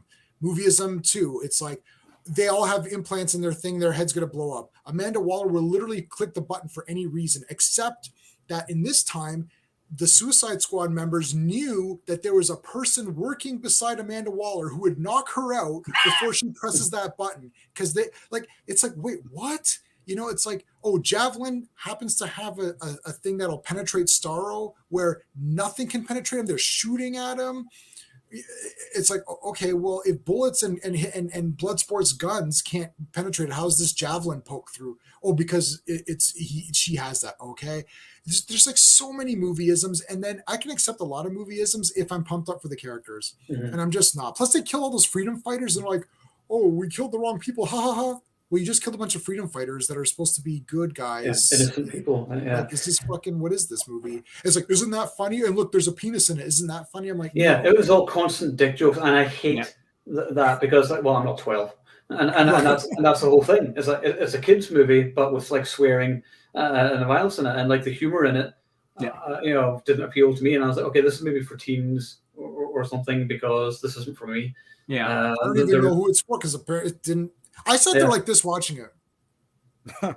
I didn't laugh at all during the entire thing. I think that was okay. I guess there's some action, and then move on to the next movie. But once again, like you, J-Man, I think every exec there was like, we're making this for a guy like J-Man, right? Like because it's like it's got the comic guys. It's in the daytime, you can see them. You know, it's like they're bad guys, so they're badass. You know, they're killing guys. They kill those freedom fighters, and they're all high fiving and like fist bumping and get the big pizza out and stuff. And you hate it.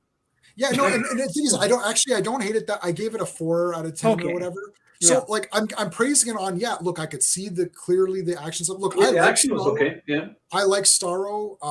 He's the wrong Starro's a classic Justice League villain. Yet again, wrong villain for the wrong team. I don't understand this. Yeah. But anyways, I think I said it before in a stream. The villain should have been Deathstroke. He plants bombs all around the city or something like that, and they all have to work together to do that. And you have there's a dictator, and the secret is the dictator has superpowered like bodyguards or something like that. There you go. I don't know. Yeah, or he's a secret cult. Maybe Harley shoots him, and then he does, and he's like, "What?" He goes, "You think you could kill me? It's like you can't kill me. I'm immortal or something." Like, oh shit, it's an immortal dictator. Yeah, I mean that's why I'm not a big like comic guy. Sometimes like I like my villains to be human or whenever it's like a big monster or whatever, for some reason I switch off, and yet I'll watch something like Godzilla versus Kong and enjoy it. I don't understand my thinking, but that's the way it is. But it's just, if it's supposed to take place in the real world, which Suicide Squad isn't because it's like total fantasy, but I don't know. I can't explain why it just didn't gel with me. I mean, someone said, "Oh, you just didn't get it," and I was like, "No, you're right, I didn't," and neither did the rest of the audience, and it was a box office failure. So. Who did get it? Money matters. Everyone got Titanic. Everyone got Avatar. Yeah. It's like I don't think Avatar is like a super 10 out of 10 movie, but what do I know? Apparently, I don't know that much because $1 billion, is against me. So Jimmy says here, overall, 2021 was kind of mixed. A few good ones overall, but nothing classic. Nobody will be one to rewatch a few times. I agree. That's definitely one of the best. Was there anything else? Because I want to sort of not keep you all up on that. Gunpowder Milkshake, that was okay. Kind of forgettable. Last Man Down was one I watched recently. That was okay. Those Who Wish Me Dead with Angelina Jolie. I quite enjoyed that. Oh yeah. It wasn't bad. Every last one of them was every last one of them. What kind of a great name is that for an action movie? I mean, it's just an awesome title for a movie. It's from Christian Chestnut. That was fun as well. This is an old one, but like I'm still disappointed that Edge of Tomorrow wasn't the original title, which is All You Need Is Kill. Yeah, I remember that. Yeah, that was a great title.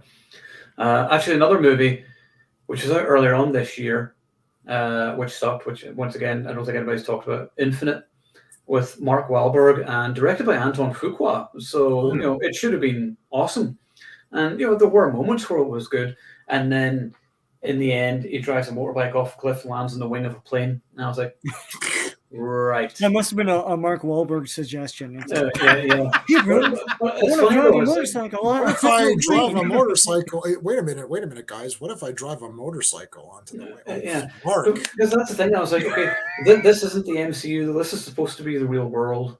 So people can't do stuff like this in reality, and that's like a Fast and Furious kind of thing. Whenever it just stretches, whenever people defy gravity and do things which you can't actually do, then I'm like, yeah, okay, now you've lost me there. What did we just see the trailer for last night, Sean? Was that Uncharted or what was that movie? Oh, Uncharted. Yeah. Uncharted, yeah. And you're like, that would be impossible. Literally, there's like baggage being dragged. Coming And out the guy's of like the jumping. plane, yeah.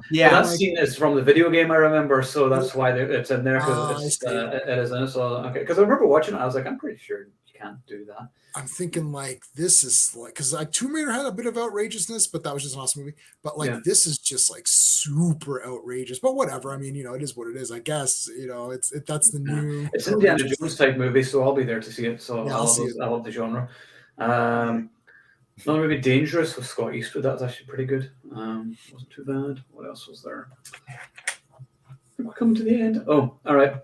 I'm gonna hand the podium over to J-Man here, because there was a little show that came out this year on Netflix, which I thought was fantastic. In fact, I thought it was the best show I've ever seen.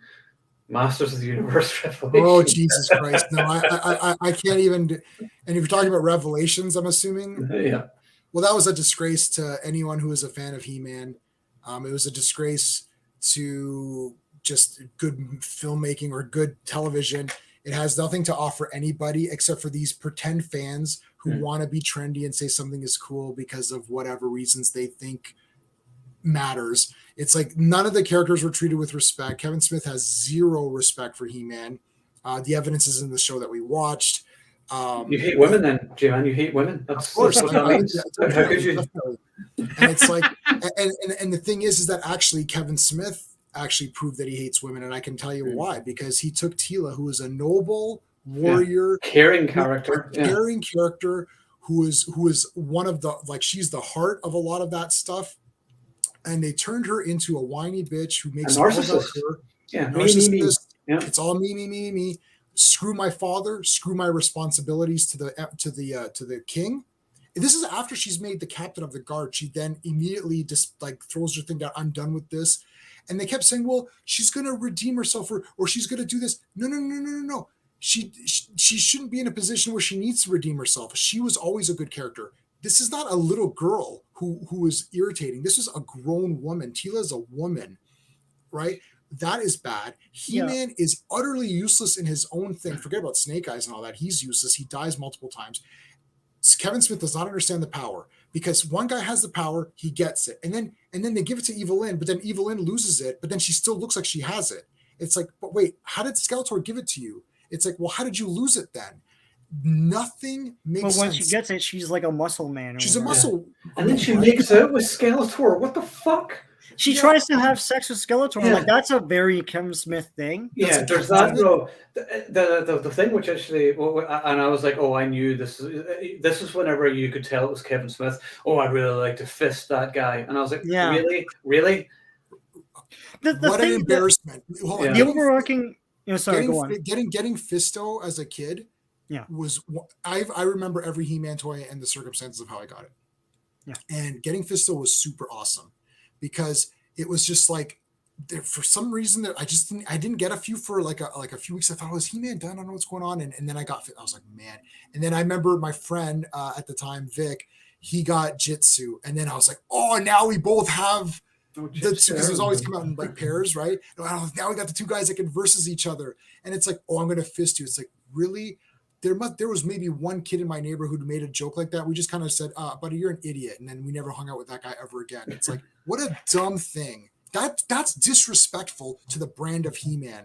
Yeah. Sorry, Sean, go ahead. The whole thing was. Yeah. No, I was gonna say, like, if you want to see this as in continuity with He-Man proper, He-Man is in the beginning, He-Man's at the very end, and that's about it. There's a Hulk He-Man that literally kills like the King's guards. I don't know why he's killing fools. The whole business with the power, it's like J-Man's right. They don't understand the power. How come multiple people have the power? It's like you get the power, you know. Right. I don't understand. Yeah, and you can't just anyone gets the power. Like, what the hell? Yeah, he's like chosen. The ending of the show implies that what's her name? The sorceress wasn't in that castle because she had to be. She was in that castle by choice. That makes her a selfish asshole. So once again, they're retroactively screwing up these characters. It's like Teela is a narcissist and never redeems herself, and I never root for her because of that. Mm. And at the end, she makes the choice to leave the castle, and I was like, oh, I didn't know that you could just do that. Then you're saying to me that Sorceress abandoned her family and everything just because she made that choice to do that, then that's a problem, because that was never the story. And now you're making Sorceress out to be a prick. So like, you're retroactively messing up these characters. At the end, when Teela is Sorceress, she has the power of He-Man and the power of everything else. So she's more powerful than He-Man and can leave the castle. Right. So He-Man even says, I don't know why I'm even here. Like, you don't really need me. And she's like, oh, I need like a friend or whatever, blah. And I was like, I think they must have changed that around because of the backlash. But like, to me, it renders He-Man useless. Plus it makes Sorceress look like an asshole. Teela's never redeemed to be heroic. Like, she never makes sacrificial choices or anything. She's just handing stuff on a silver platter and never earns them. So it makes all the characters look bad. It makes the story itself look bad and silly and stupid, and makes all the characters look selfish retroactively. So that's why I know people are always like, oh, you don't like it because you don't like women. I'm telling you narratively why it's bad, and I'm not wrong. I'm not wrong. You're showing it to me in the show. So and Evelyn is wrong too. I don't want another one. Just let this pass. Yeah, the women were ruined. Kevin Smith doesn't like women. Yeah. He ruined all the female characters. Evelyn was a great character. She was always ready to one-up Skeletor and beat him. And then she's like, oh, Skeletor, you're keeping me down because you're a man. I'm like, what are you talking about? And you're saying that, like, she can only gain power by revealing herself sexually. Is like, isn't that a problem too? What are you doing? Evelyn when you open the floodgates. I know. I did this just for sheer entertainment. Yeah, popcorn. So hold on. Meg Foster, even in the He-Man movie, which everyone hates, I love it. I love it. Even in the He-Man movie, Meg Foster at the end, she's like, "Let's pack up," and he goes, and Karg is like, "Surely you wouldn't leave, Boss Skeletor." She's like, looks at him, he's like, "Okay," because it's like she sees Skeletor's losing, she's like, "Yeah, I'm out of here." It's like, screw this guy. To me, Evelyn was like, "Look, I'm here for the perks. When the perks are gone, I'm gone." It's like, right? If Skeletor accidentally trips and falls and bangs his head, I'm gonna finish him off and then be the best. Right. This makes it look like she was under his thumb. The evil man kept her down and didn't let her succeed. It's like, what are you talking about? Did you watch any of the He-Man cartoons? Evelyn was always ready to one-up Skeletor. Right. You weakened her by saying she was a weak character. He weakened Teela. He weakened Evelyn, and he made Sorceress look to be a piece of crap. This is the person who loves the women characters. Yeah, right. Yeah. Yeah, it's it's funny because the CGI show, which was made for kids and purposefully had almost nothing to do with He-Man, was a better show because all the characters there were heroic, and there was no like finger wagging point to make. It was great, and I think maybe the people behind both shows are sort of caught off guard by the fact that fans like that show better Right. than the one that has the iconography in it from what we remember, but just dumps on all the characters. Right? Yeah. So, I'll yeah. take the show that doesn't look like He-Man because it has the heart of He-Man. Of He-Man, yeah. Right? It's like He-Man has friends. It's about friendship and winning and saving the day. And then they say to him, it's like, but Randor, thought you were lost. Like, but he's my dad. I've got to help him.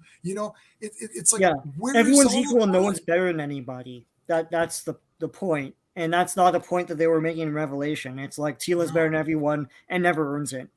Right. So, yeah.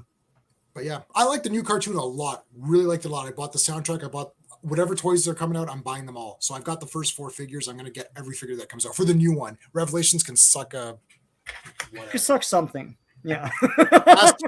ask James Gunn. Ask James Gunn. Yeah. I don't think there's something to suck. For the next Guardians movie. Anyway. Probably. Jimmy Smith, goodbye, guys. Great chat. Enjoy the live streams. Merry Christmas and Happy New Year. Merry Christmas, Jimmy. We'll see you in the new year. Take care, Jimmy. I got to get going in a minute too. Anyway. Yeah, so I'm just going to wrap up now. Also, just want to say it's not an action movie, but Halloween Kills is one of my favorites of the year. Oh, so yeah. I'm going to say, like, my favorites are like Nobody, Wrath of Man, Halloween Kills, Godzilla vs. Kong, Boss Level, Yakuza Princess, Cop Shop. Yeah, anyway, that's it for me. Just to wrap up, any of you guys want to just list your favorites? I mean, if we're counting Shang-Chi, that's in there. Nobody's in there. What were some of the other ones we mentioned? Godzilla for sure. I guess that's like my 3 if I'm trying to pick. It's hard. Like, I forgot that there were some good ones. Like, you kind of think, oh, there wasn't that many good ones. I know, you just forget what a long year it's been. Yeah. So those are probably my favorites. Yeah. Yeah, same with me. Yeah. No, same movies. The movies, yeah.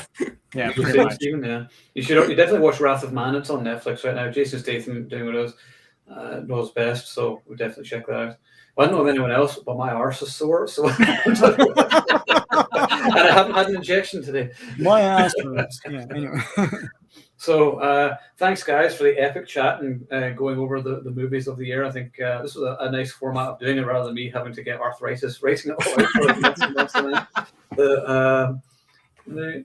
Merry Christmas, Happy New Year. You guys are the action lead. Can't wait to do all next year. Me too. And we had all kinds of stuff coming next year. New Expendables, new John Wick. So we'll still be around kicking ass next year. So for sure. But you guys are all the action lead. And Happy New Year when it comes. Merry Christmas, everybody. And we will talk to you next time. And thanks for tuning in, everyone.